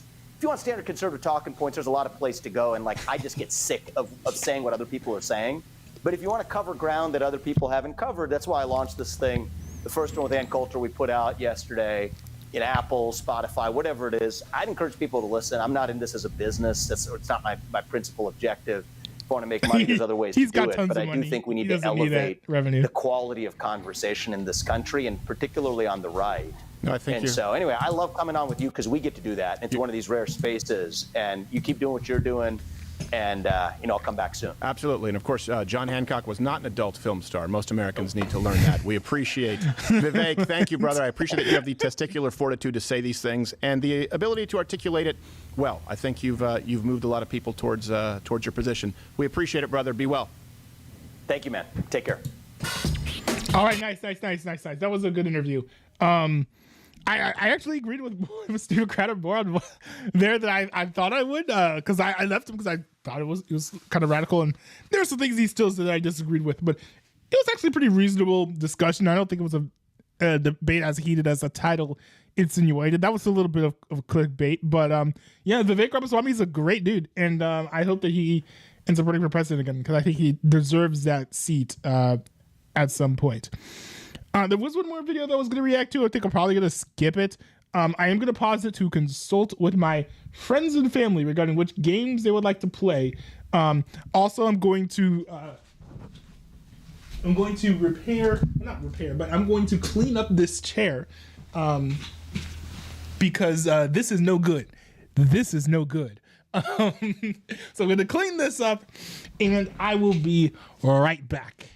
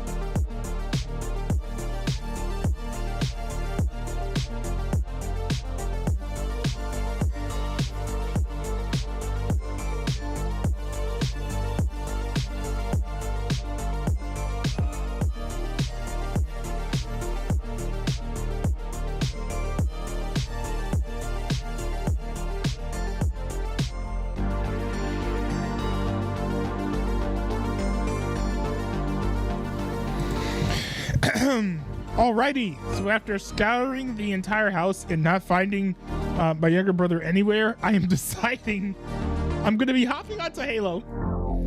I'm going to be hopping onto Halo and hoping that one of the guys from CVRT decides to join me.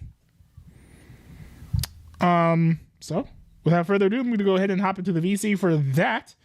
And we're going to go ahead and get some Halo gaming underway.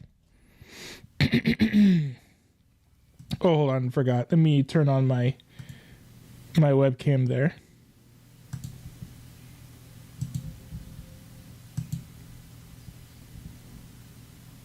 Oh, an activity status beta. What's this?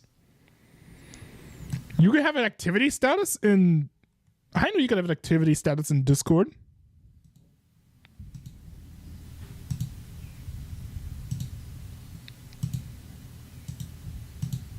I'm so confused by this. Huh. I'll have to play oh, oops. I'll have to play with that a bit. Hold on. Let me put this over here. Put that over there.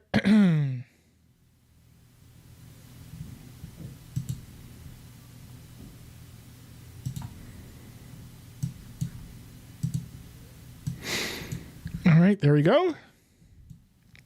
And I guess, should I stream it in Discord? Because last time someone was playing Halo, they streamed that on Discord.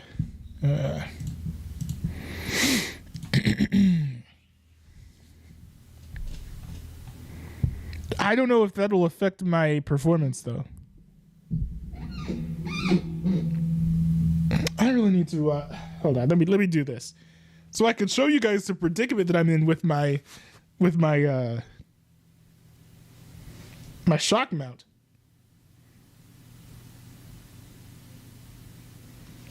So if you guys have like one of the more affordable shock mounts, you guys will know exactly this dilemma. You'll completely understand it. So, hold on, where is it? I gotta change the camera angle. So, with this mount, you can't just move the mount. You can't just move the mic like this, because there's like a lot of friction there. It's not designed for you to just be able to spin it around for some reason. I think it's supposed to just like bolt it in place. So I put like a tissue here to add some friction there. But the problem is that tissue is like very like old. And so it no longer is providing all the friction that it used to. So because it's been worn down, I need to get like a new tissue, because you can hear it squeak now. Like, it can be pretty bad. So I need a replacement for that.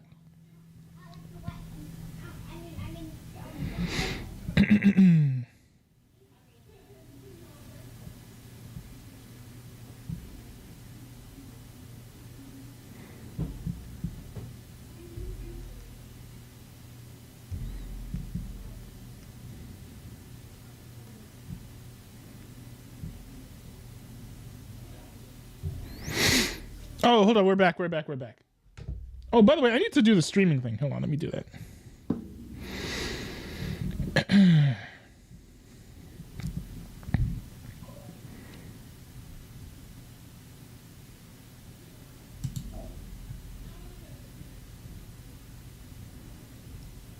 Hold on. I meant you to blow this up. Okay, here we go.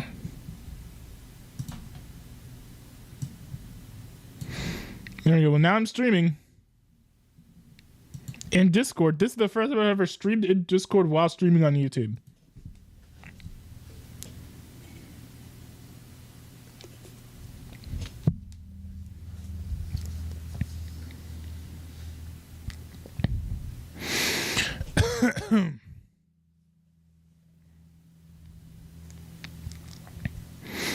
Oh man, I feel like this has been. Oh, encoding overload. Here we go. No, I can't do this. OBS is having encoding overload. I can't do that. I can't do that.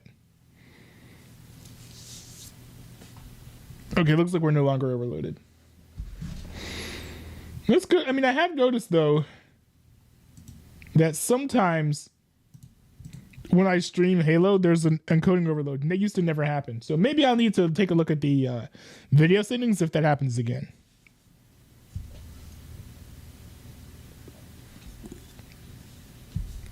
Yeah, it's happening. It's happening again there.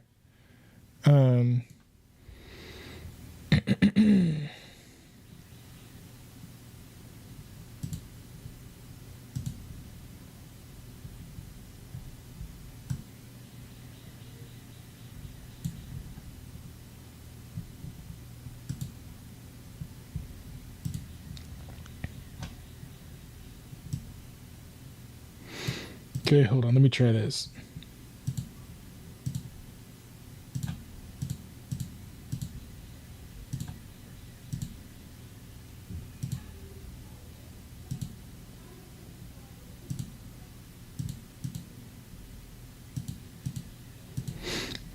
Closing out a bunch of tabs in one of my browser windows. See if that helps.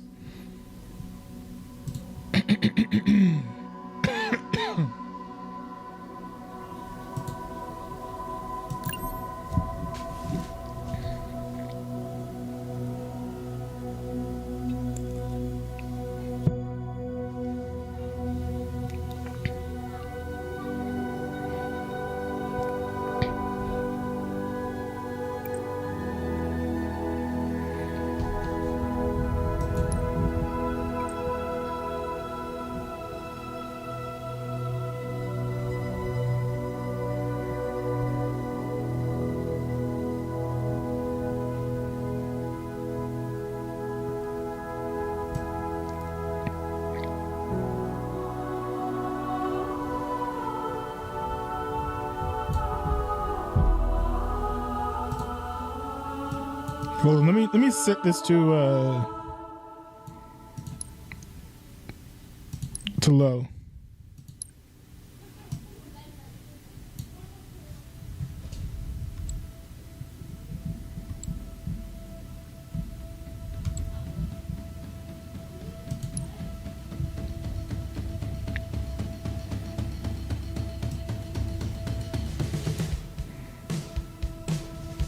Wait, I don't think I played all these modes. I think some of these modes new.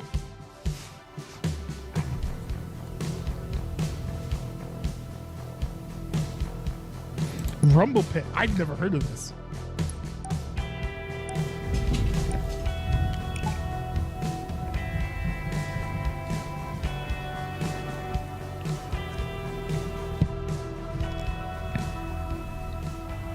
I don't know how I've never heard of this game mode.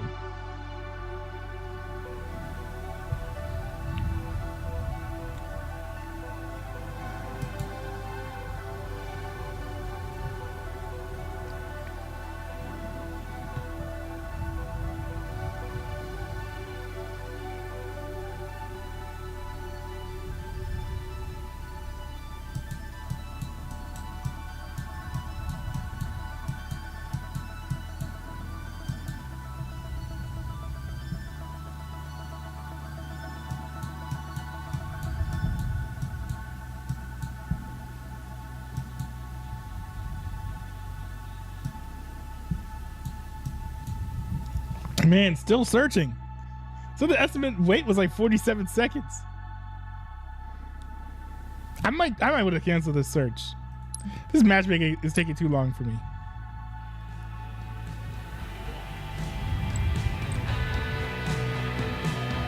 Team doubles.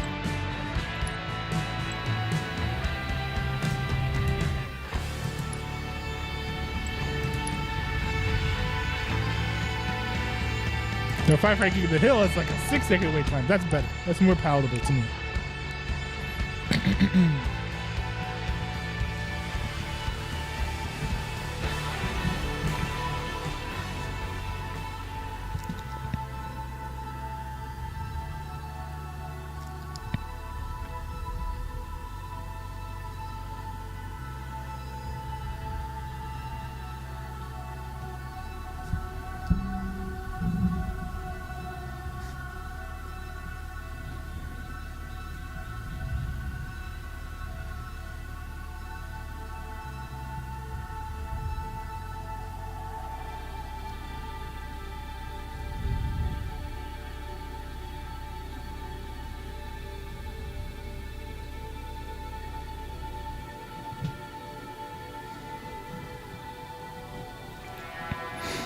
don't think I've heard anything yet from anybody in Car 3 yet. Have I? No, you're not yet. I should actually pull up the Discord server on my phone, so I don't need to use the extra screen or window or anything.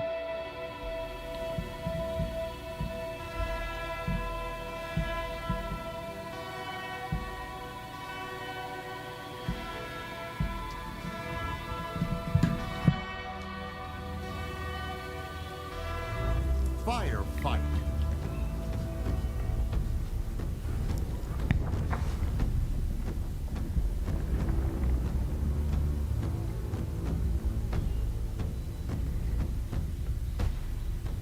This music is new to me.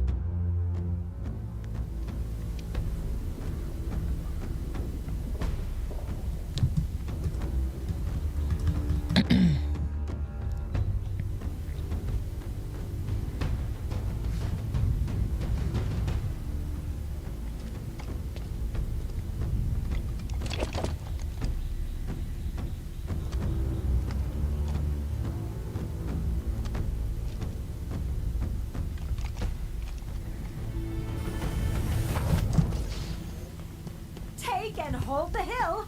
Simple as that. Set. Start. Hill incoming.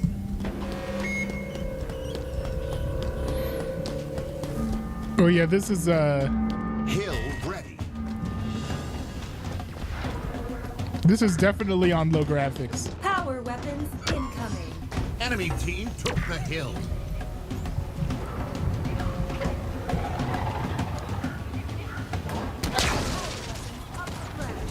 Hill control.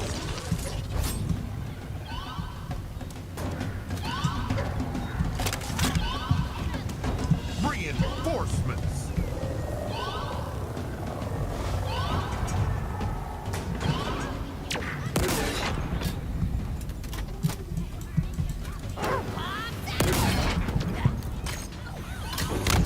Oh, that was so stupid. That was so stupid.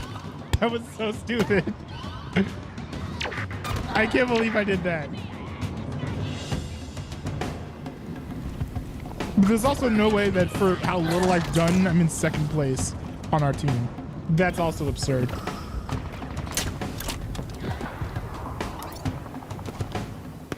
Reinforcements.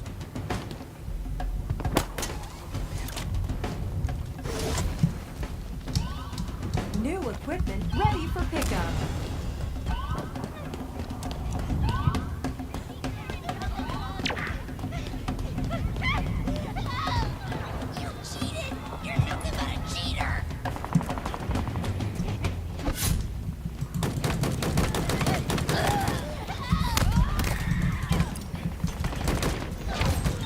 Let's go. Cluster up. Double kill. Killing spree. Triple kill. Hill control.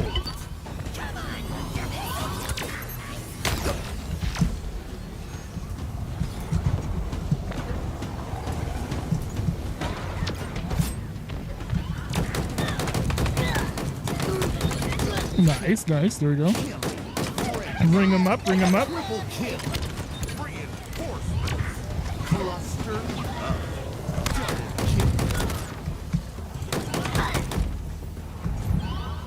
Bring him up, bring him up.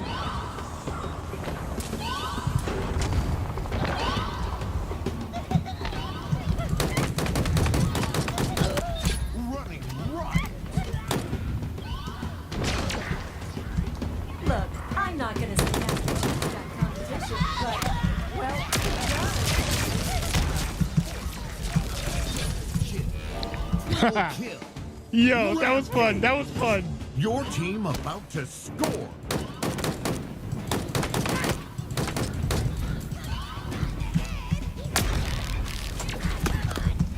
Whoa. The needle. Oh no. The needle.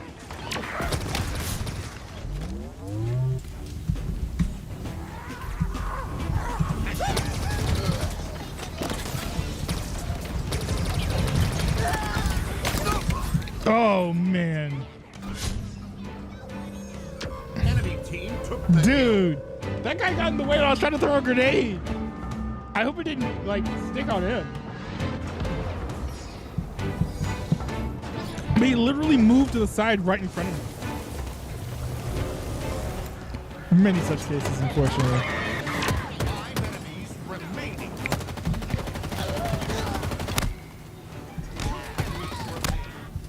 Last enemy. Hill control. Nice.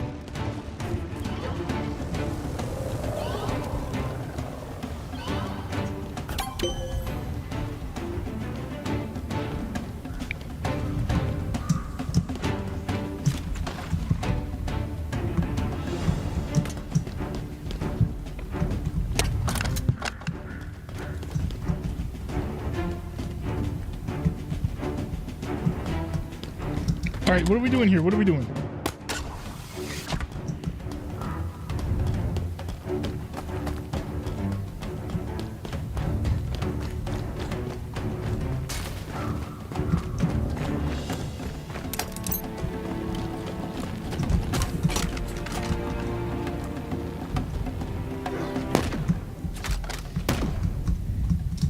Nice, let's go.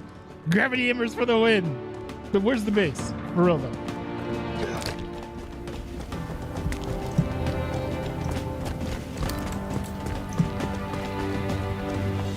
Also, this is stupid. Why do I have 2 short-range weapons?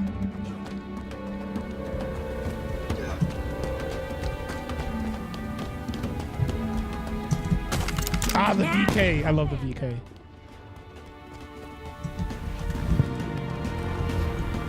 Your team scored. Wait, how? Fall on. Weapon drop.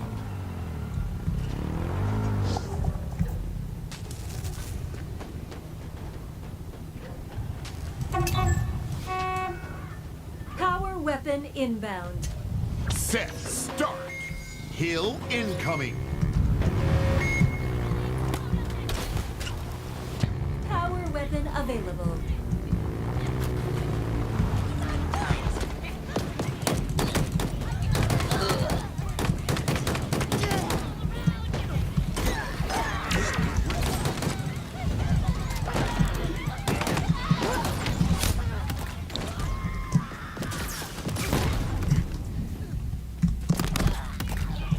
Nice. Oh, you gotta be kidding me. Who did that? How did that happen? How did that happen? I don't understand. That was out of nowhere.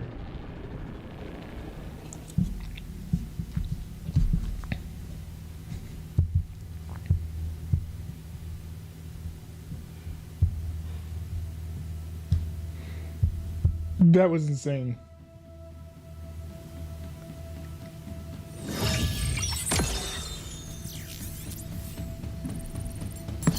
Oh, nice. I got a challenge, though, so that's cool.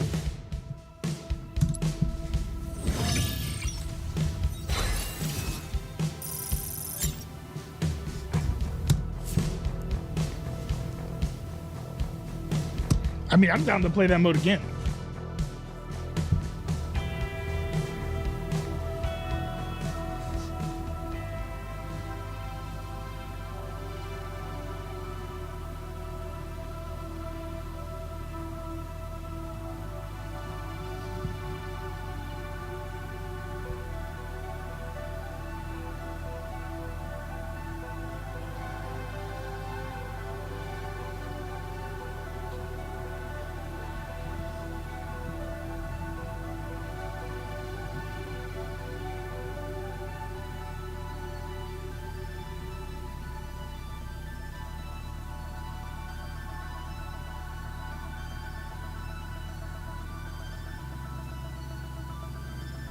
Wait, we're still loading the map?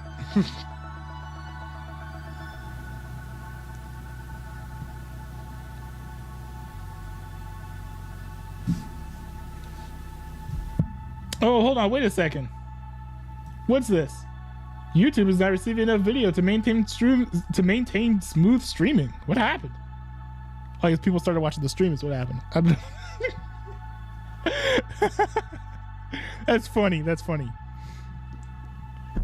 That doesn't make any sense though. All my indicators are green.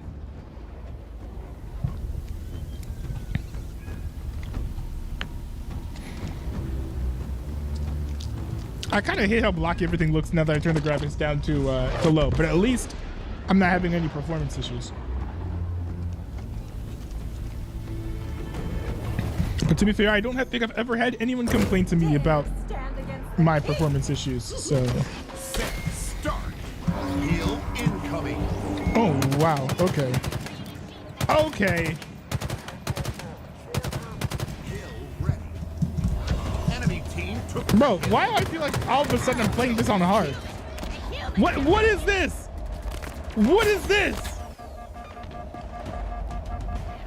Is this supposed to be like teams of 16? I don't understand.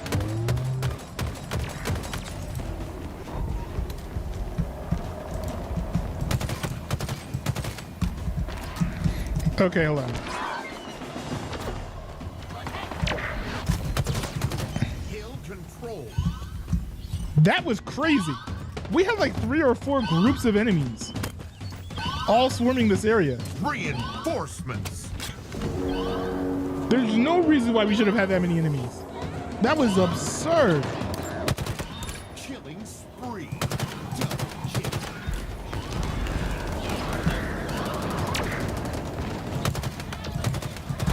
Ah! No!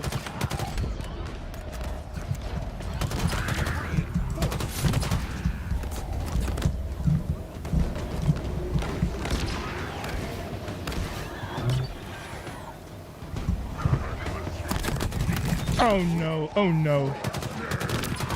I feel like I'm dead, low-key.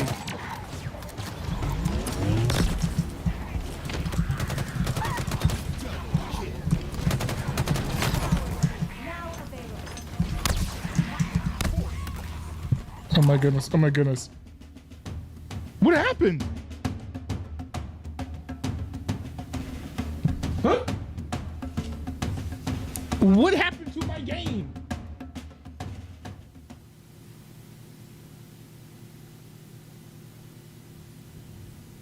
What? You've been removed from gameplay by easy anti-cheat. Please restart the game and review your settings if the problem still occurs. I was playing lousily. There's no way I was cheating. That's crazy. I've never had this happen to me before in my life. What?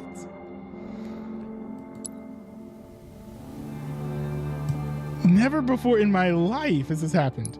What if I just hit play? See if it kicks me.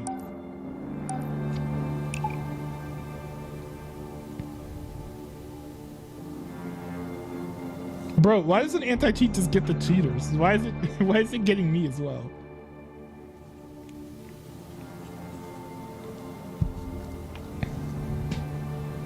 So aren't people saying that games like Halo are like rife with like cheating issues?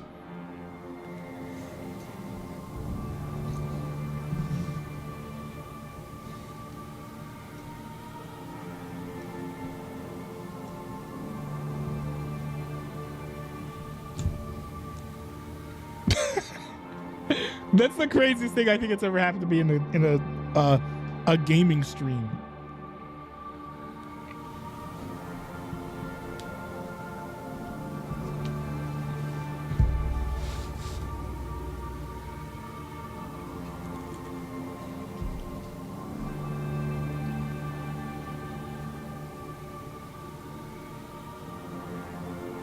Okay, please don't kick me, easy anti-cheat. Please don't kick me. I have done nothing wrong.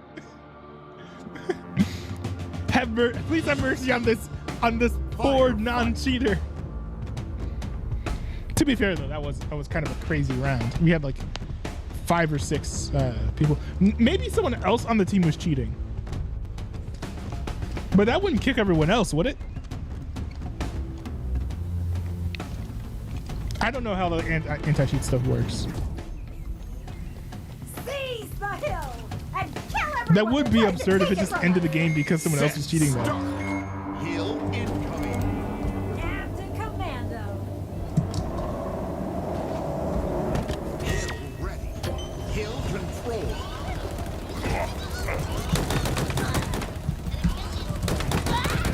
Bro, in the chat, if any of you guys know what might cause anti-cheat to go off when I'm not actually cheating, let me know.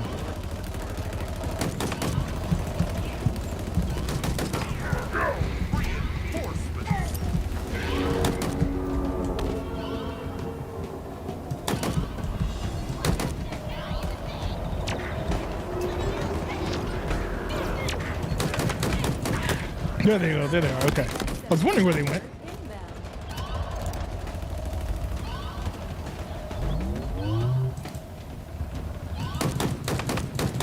S7 sniper available.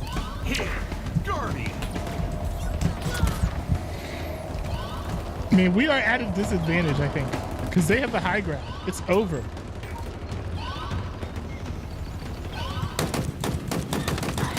Killing spree. Double kill. Man.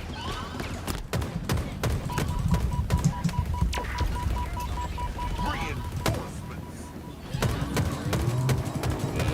Team about to score.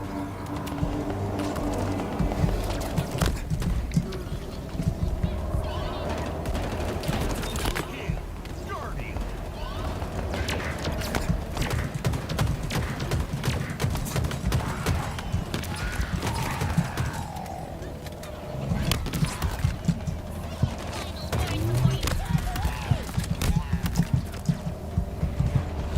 Okay.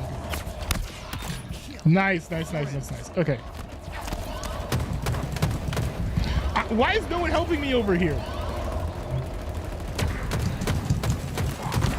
We're getting swarmed by all these folks, and I can't defeat these guys by myself.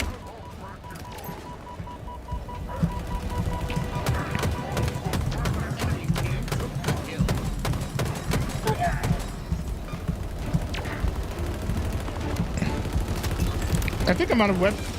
Okay, I'm not at it. Okay, good.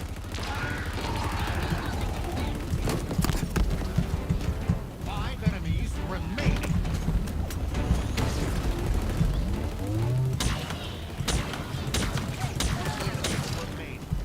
Double kill. Okay, nice. Good. Enemy. Hill control. Your team scored. Nice. Weapon Finally. drop. That took long enough. Oh, hey, Anas. I don't know why you retracted your message. That's a shame, but nice to see you here in the chat. It's always nice to have someone participating in the chat. Set start. Hill incoming. Always appreciate that.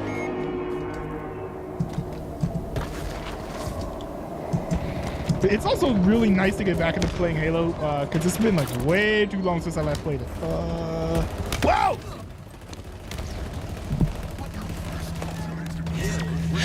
I'm on your team! Took the hill. What are you doing? That's not what you're supposed to do! That is... Okay.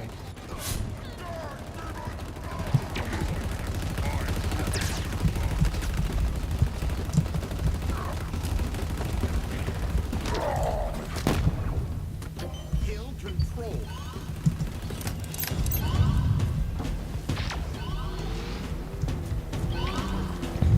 Reinforcements.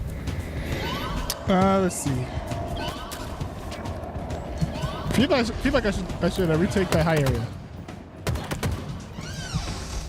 How do we? Whoa! Oh. Hold on. How do I get up there? Is there a feasible way to get up there? I don't know. Reinforcements.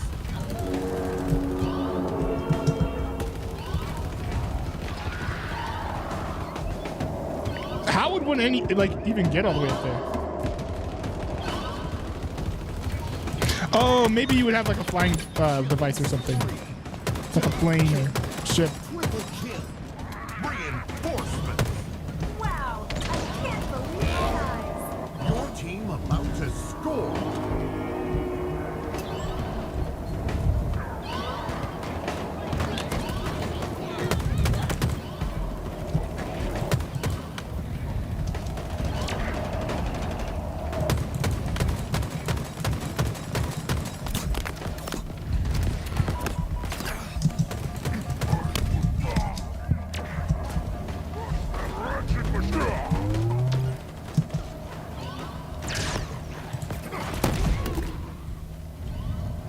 Nice.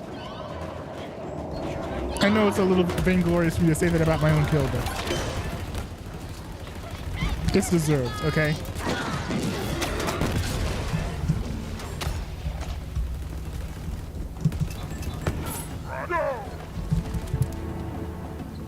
Okay. Dude, we're actually playing like a team. This is awesome.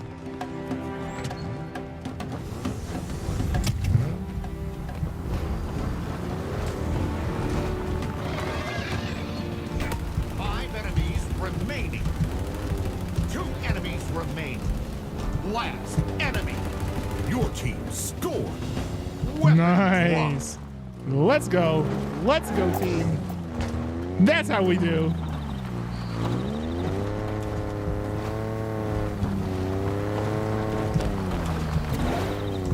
Set start. Hill incoming. Okay, where is it? Where is it? Okay, there we go.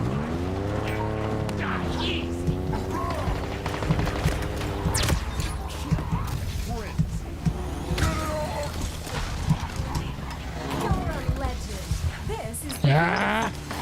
Gotta hide, gotta hide, gotta hide. Enemy Okay. team took the hill.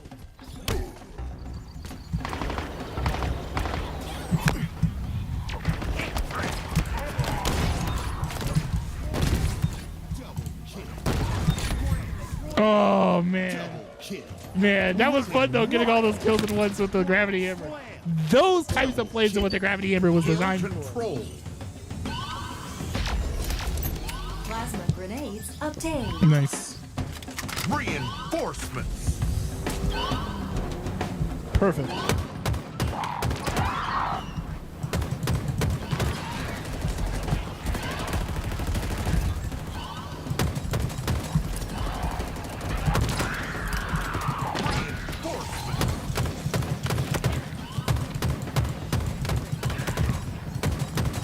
Killing spree. Hill Guardian. Do we have a boss next to us? Reinforcements. Oh, dude is a turret. Nice. Oh. Almost out of ammo, Spartan. Oh, thanks for letting me know.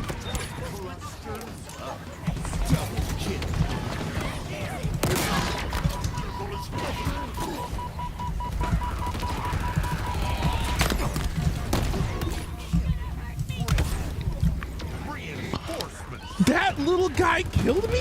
Your team about to score. It's insane. Wait, how am I in the leaderboards?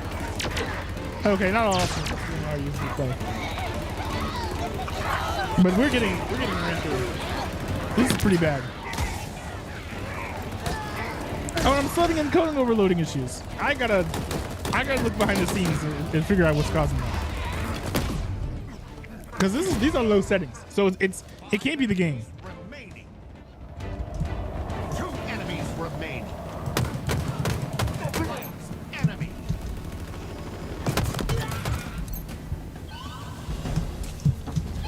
Your team scored. Nice. Weapon drop.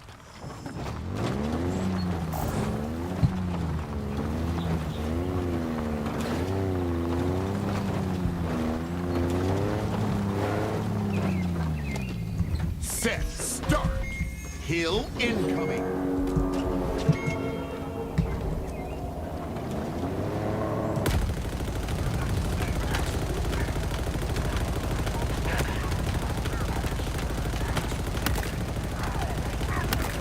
Let's go. Let's go. Enemy team took the hill. Killing spree. Double kill.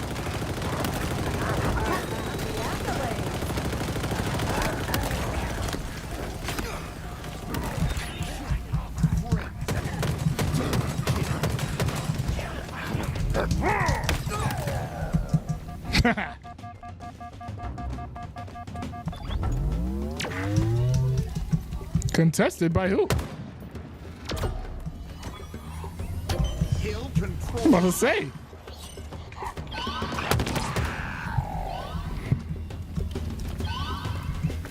Reinforcements.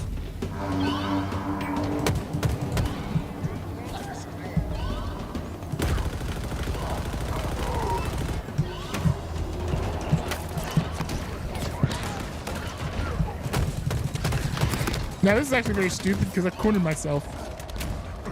Not a smart thing to do when you're playing a game like this.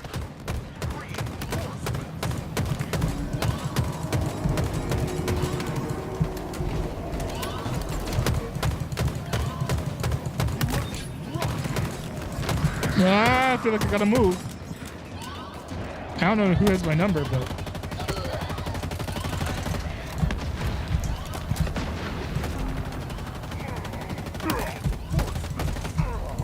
Still find it kind of crazy that anti-cheat kicked me from that last game. I was not cheating.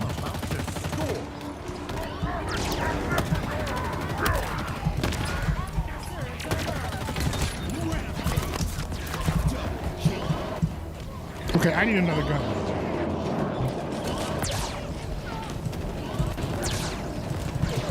I'm completely out of ammo.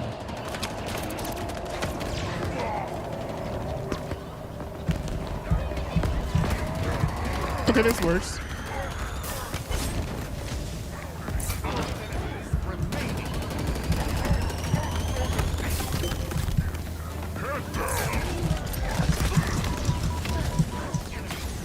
Gotta hide, because this is not working. No!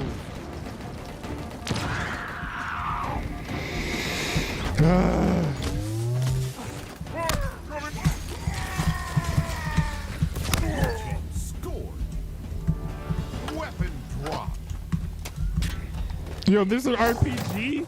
Dude, I don't know when the last time was, the last time I had a chance to play with an RPG in Halo. Set start. Dude, Hill that's what's up. incoming. Dude, that's what's up.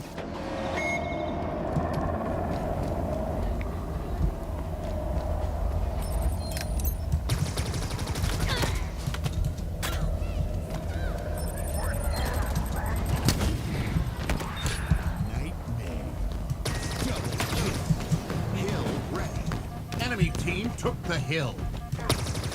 Ammo reserves depleting.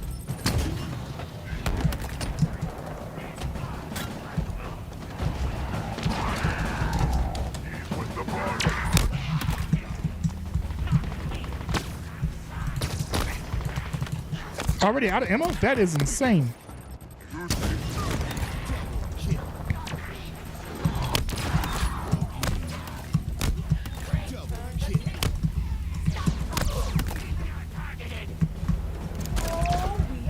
I got that VK, let's go. VK is my favorite Hill weapon. control. I love how it feels in this game. Reinforcements.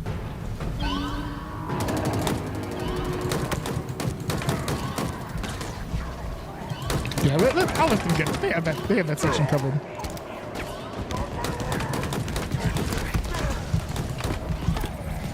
Okay, you want it and you can get it. Oh, maybe not. Add that silverware to the pile. Yeah. And you would have killed me, so. Golden rule, let's go.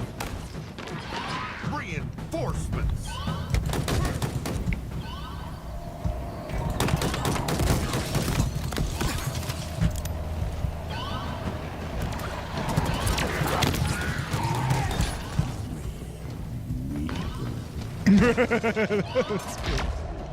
I'm not gonna say Master Chief's got competition, but, well, he does. Hill Guardian. Nearing victory. Nearing victory. Nearing victory.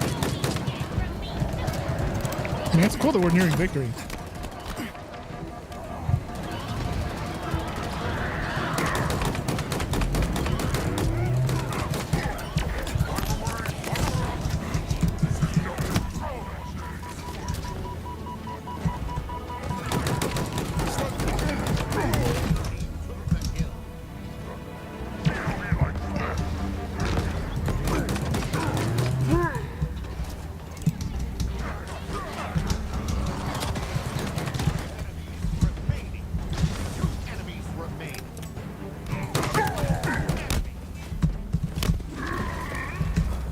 Nice. Hill control. Your team scored. Let's go! Let's go! Let's go! That's what's up. That's what's up. Nice. It's fun to get a nice little dub in in Halo.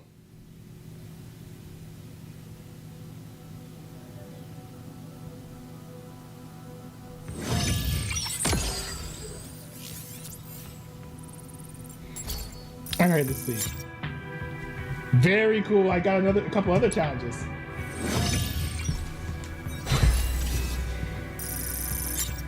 Ooh. Nice. Okay, I'm gonna play one more game. I've been live for a while. I'm gonna play one more game. And then that'll be it for the stream.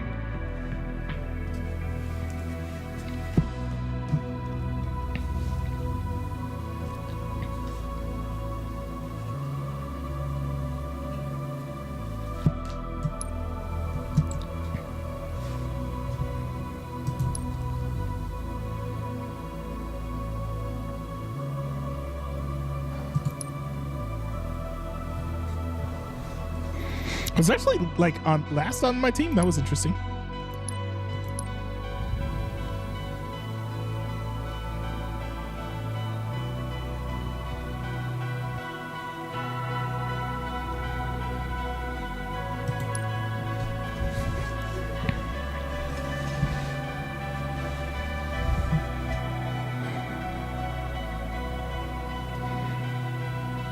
Here we go, boys. Here we go. All right, let's make this last game a victory.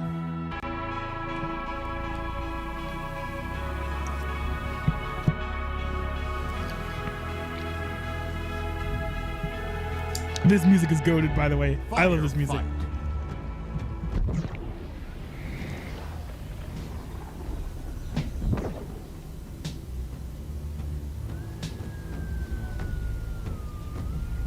Everything looks so bad on the low settings.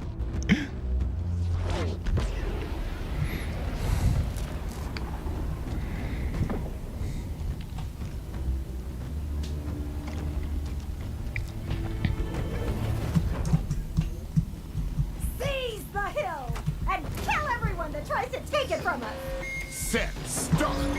Hill incoming.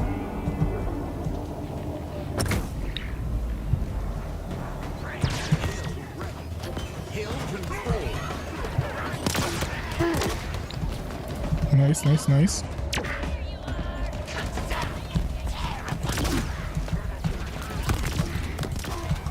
What in the world? These enemies are insane. Wait, is this the same map where like I got kicked by the anti-cheat? Watch for incoming. Classmates acquired. Reinforcements. I wonder if I'll get kicked from this one by the anti-cheat too. Kill. Killing spree. Triple kill. You're the pride. UNSC.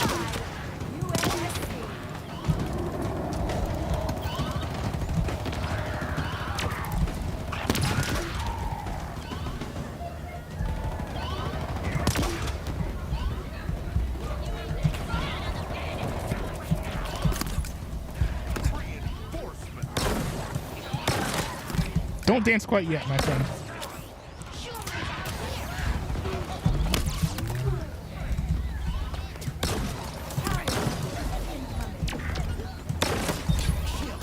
Frenzy.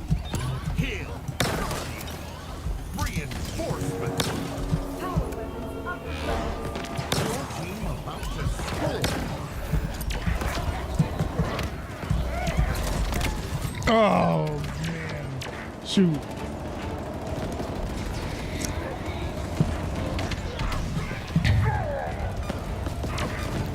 Enemy team took the hill. 5 enemies remaining. Oh, nice. Thank you for that revive. Appreciate it.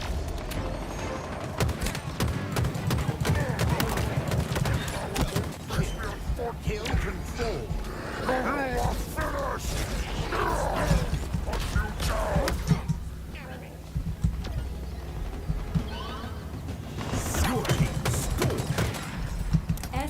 sniper available.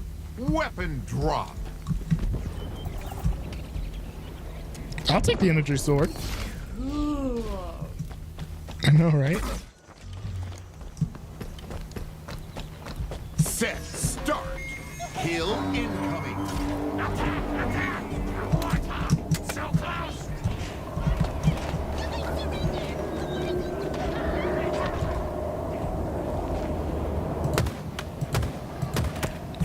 It's just like hunting in the wild. Hill ready. Enemy team took the hill. Kind of annoying that the hill spawned like right where the enemies already were.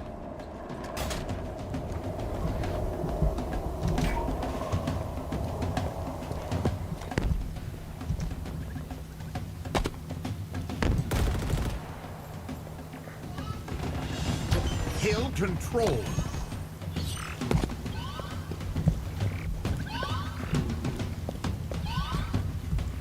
Reinforcements.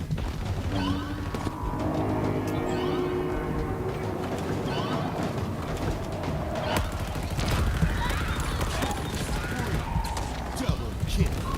Triple kill.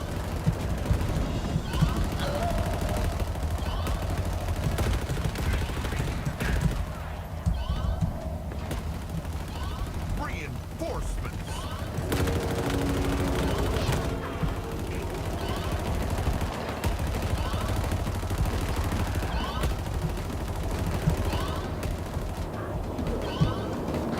Reinforcements. Man, we're defending this position pretty well.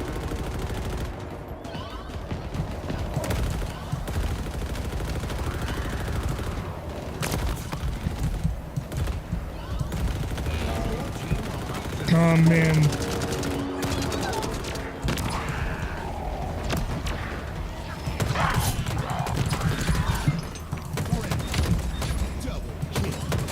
This is gonna be a very difficult position to defend. Kind of funny that my hardest position to defend is actually not my political positions, but it's my gaming positions in Halo.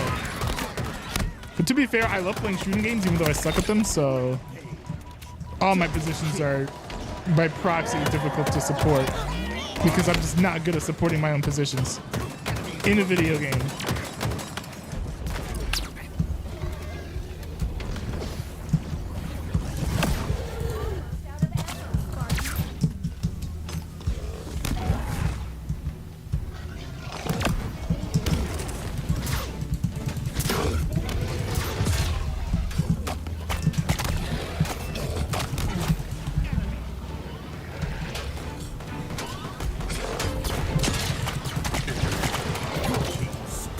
Whew! Let's go. Weapon drop. Let's go.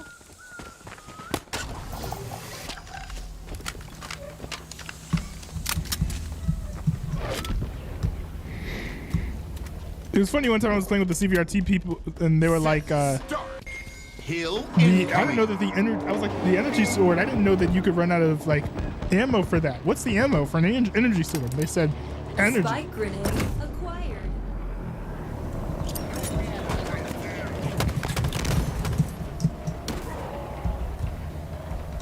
Hill ready. Enemy team took the hill. Oh my goodness. How are we supposed to take that?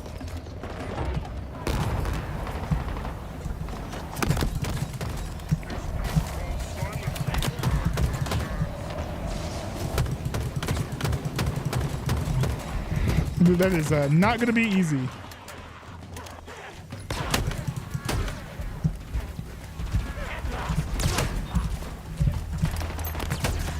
Yeah, run. Hill control. Well, okay, it's easier when you have allies on your side.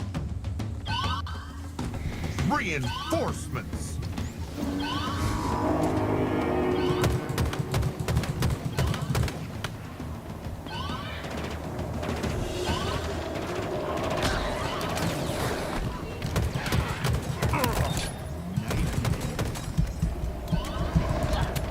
Hill Guardian.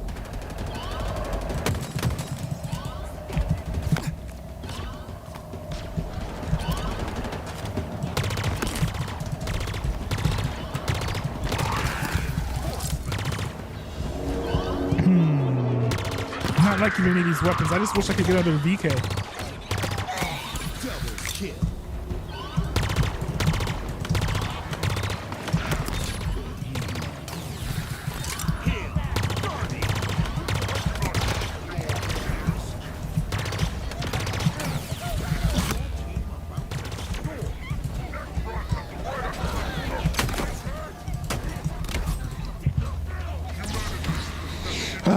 There were just too many people. That was tough. That was tough.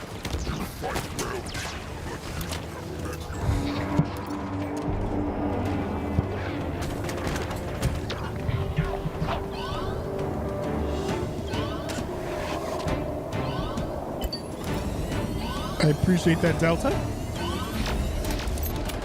Very cool of you.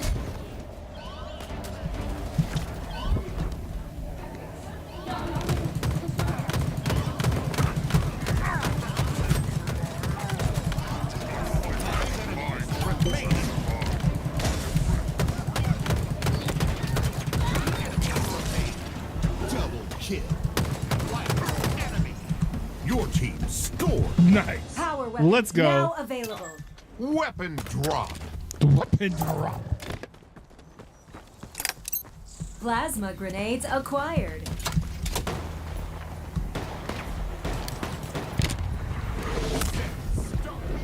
Kill in. Yo. We really make quick work of those Earning two. our keep today, Spartan.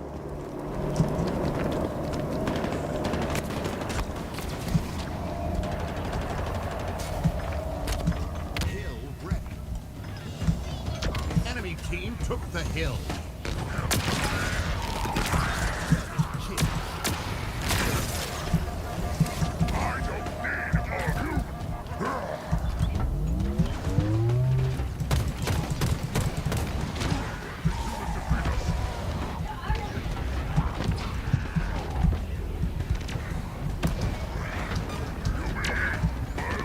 Oh, come on. Hill control. How do we get up there?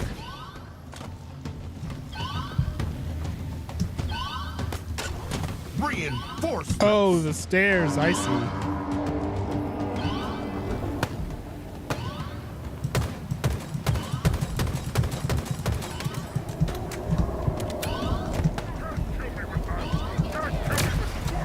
Oh, you're gonna be kidding me.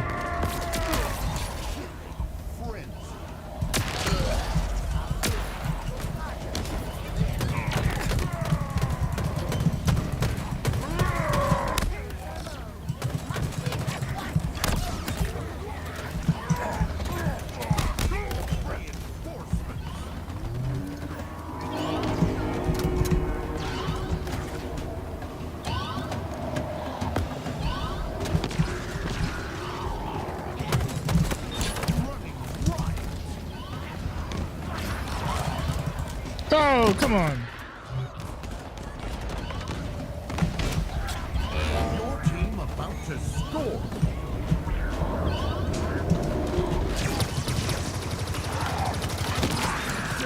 Nice, nice, nice.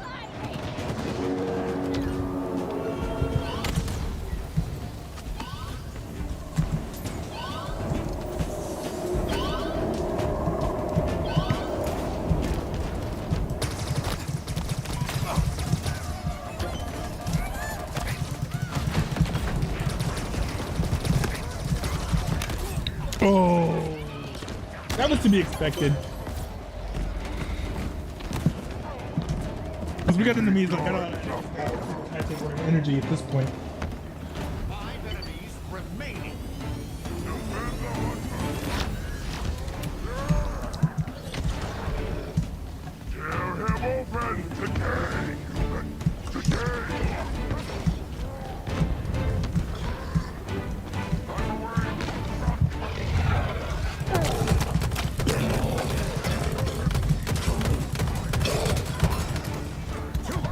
Remaining.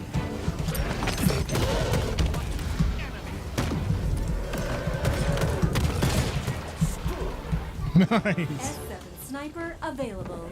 Weapon drop.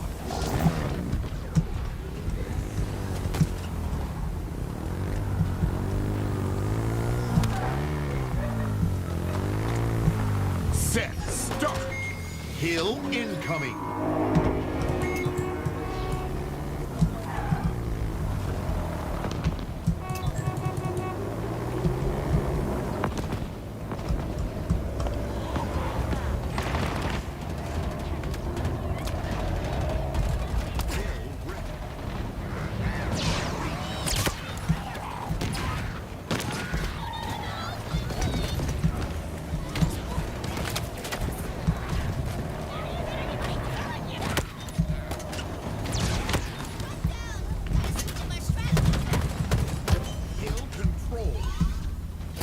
Nice, nice. Reinforcements. Okay, where are they at? Where are they at?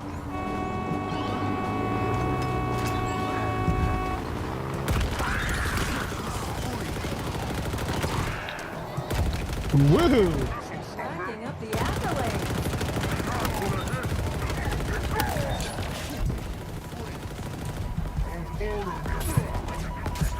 You're a legend. This is the proof.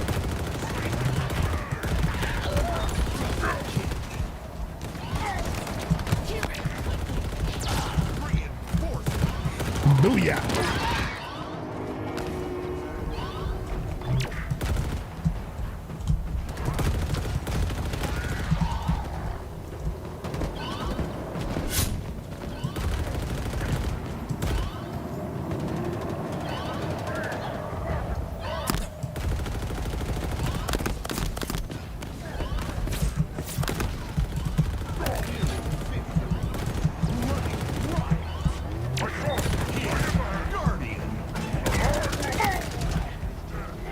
All right, we're almost out. Almost out of ammo on this thing. Sad but true.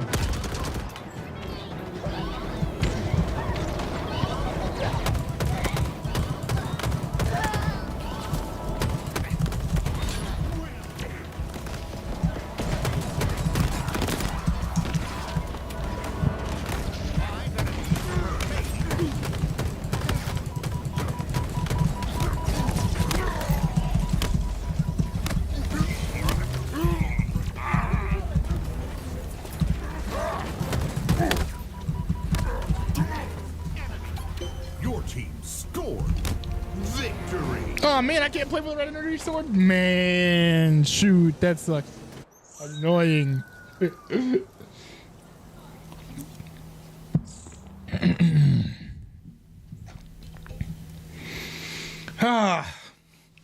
Well, that was a fun gaming session. Very fun. Do wish that the CBRT boys could have been there to see it, but it is what it is.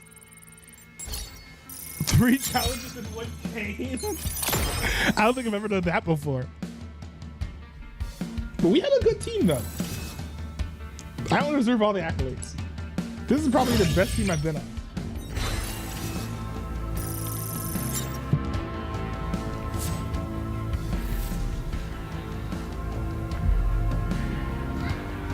Now I'm a cadet of silver grade.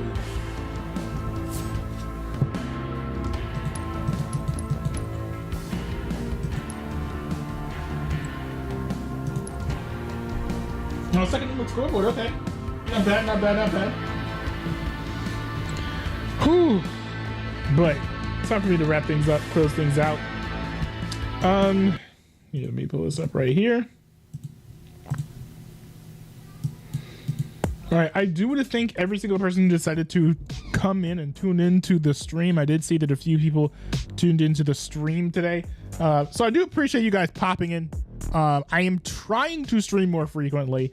You know, stuff gets busy naturally, but I'm doing what I can.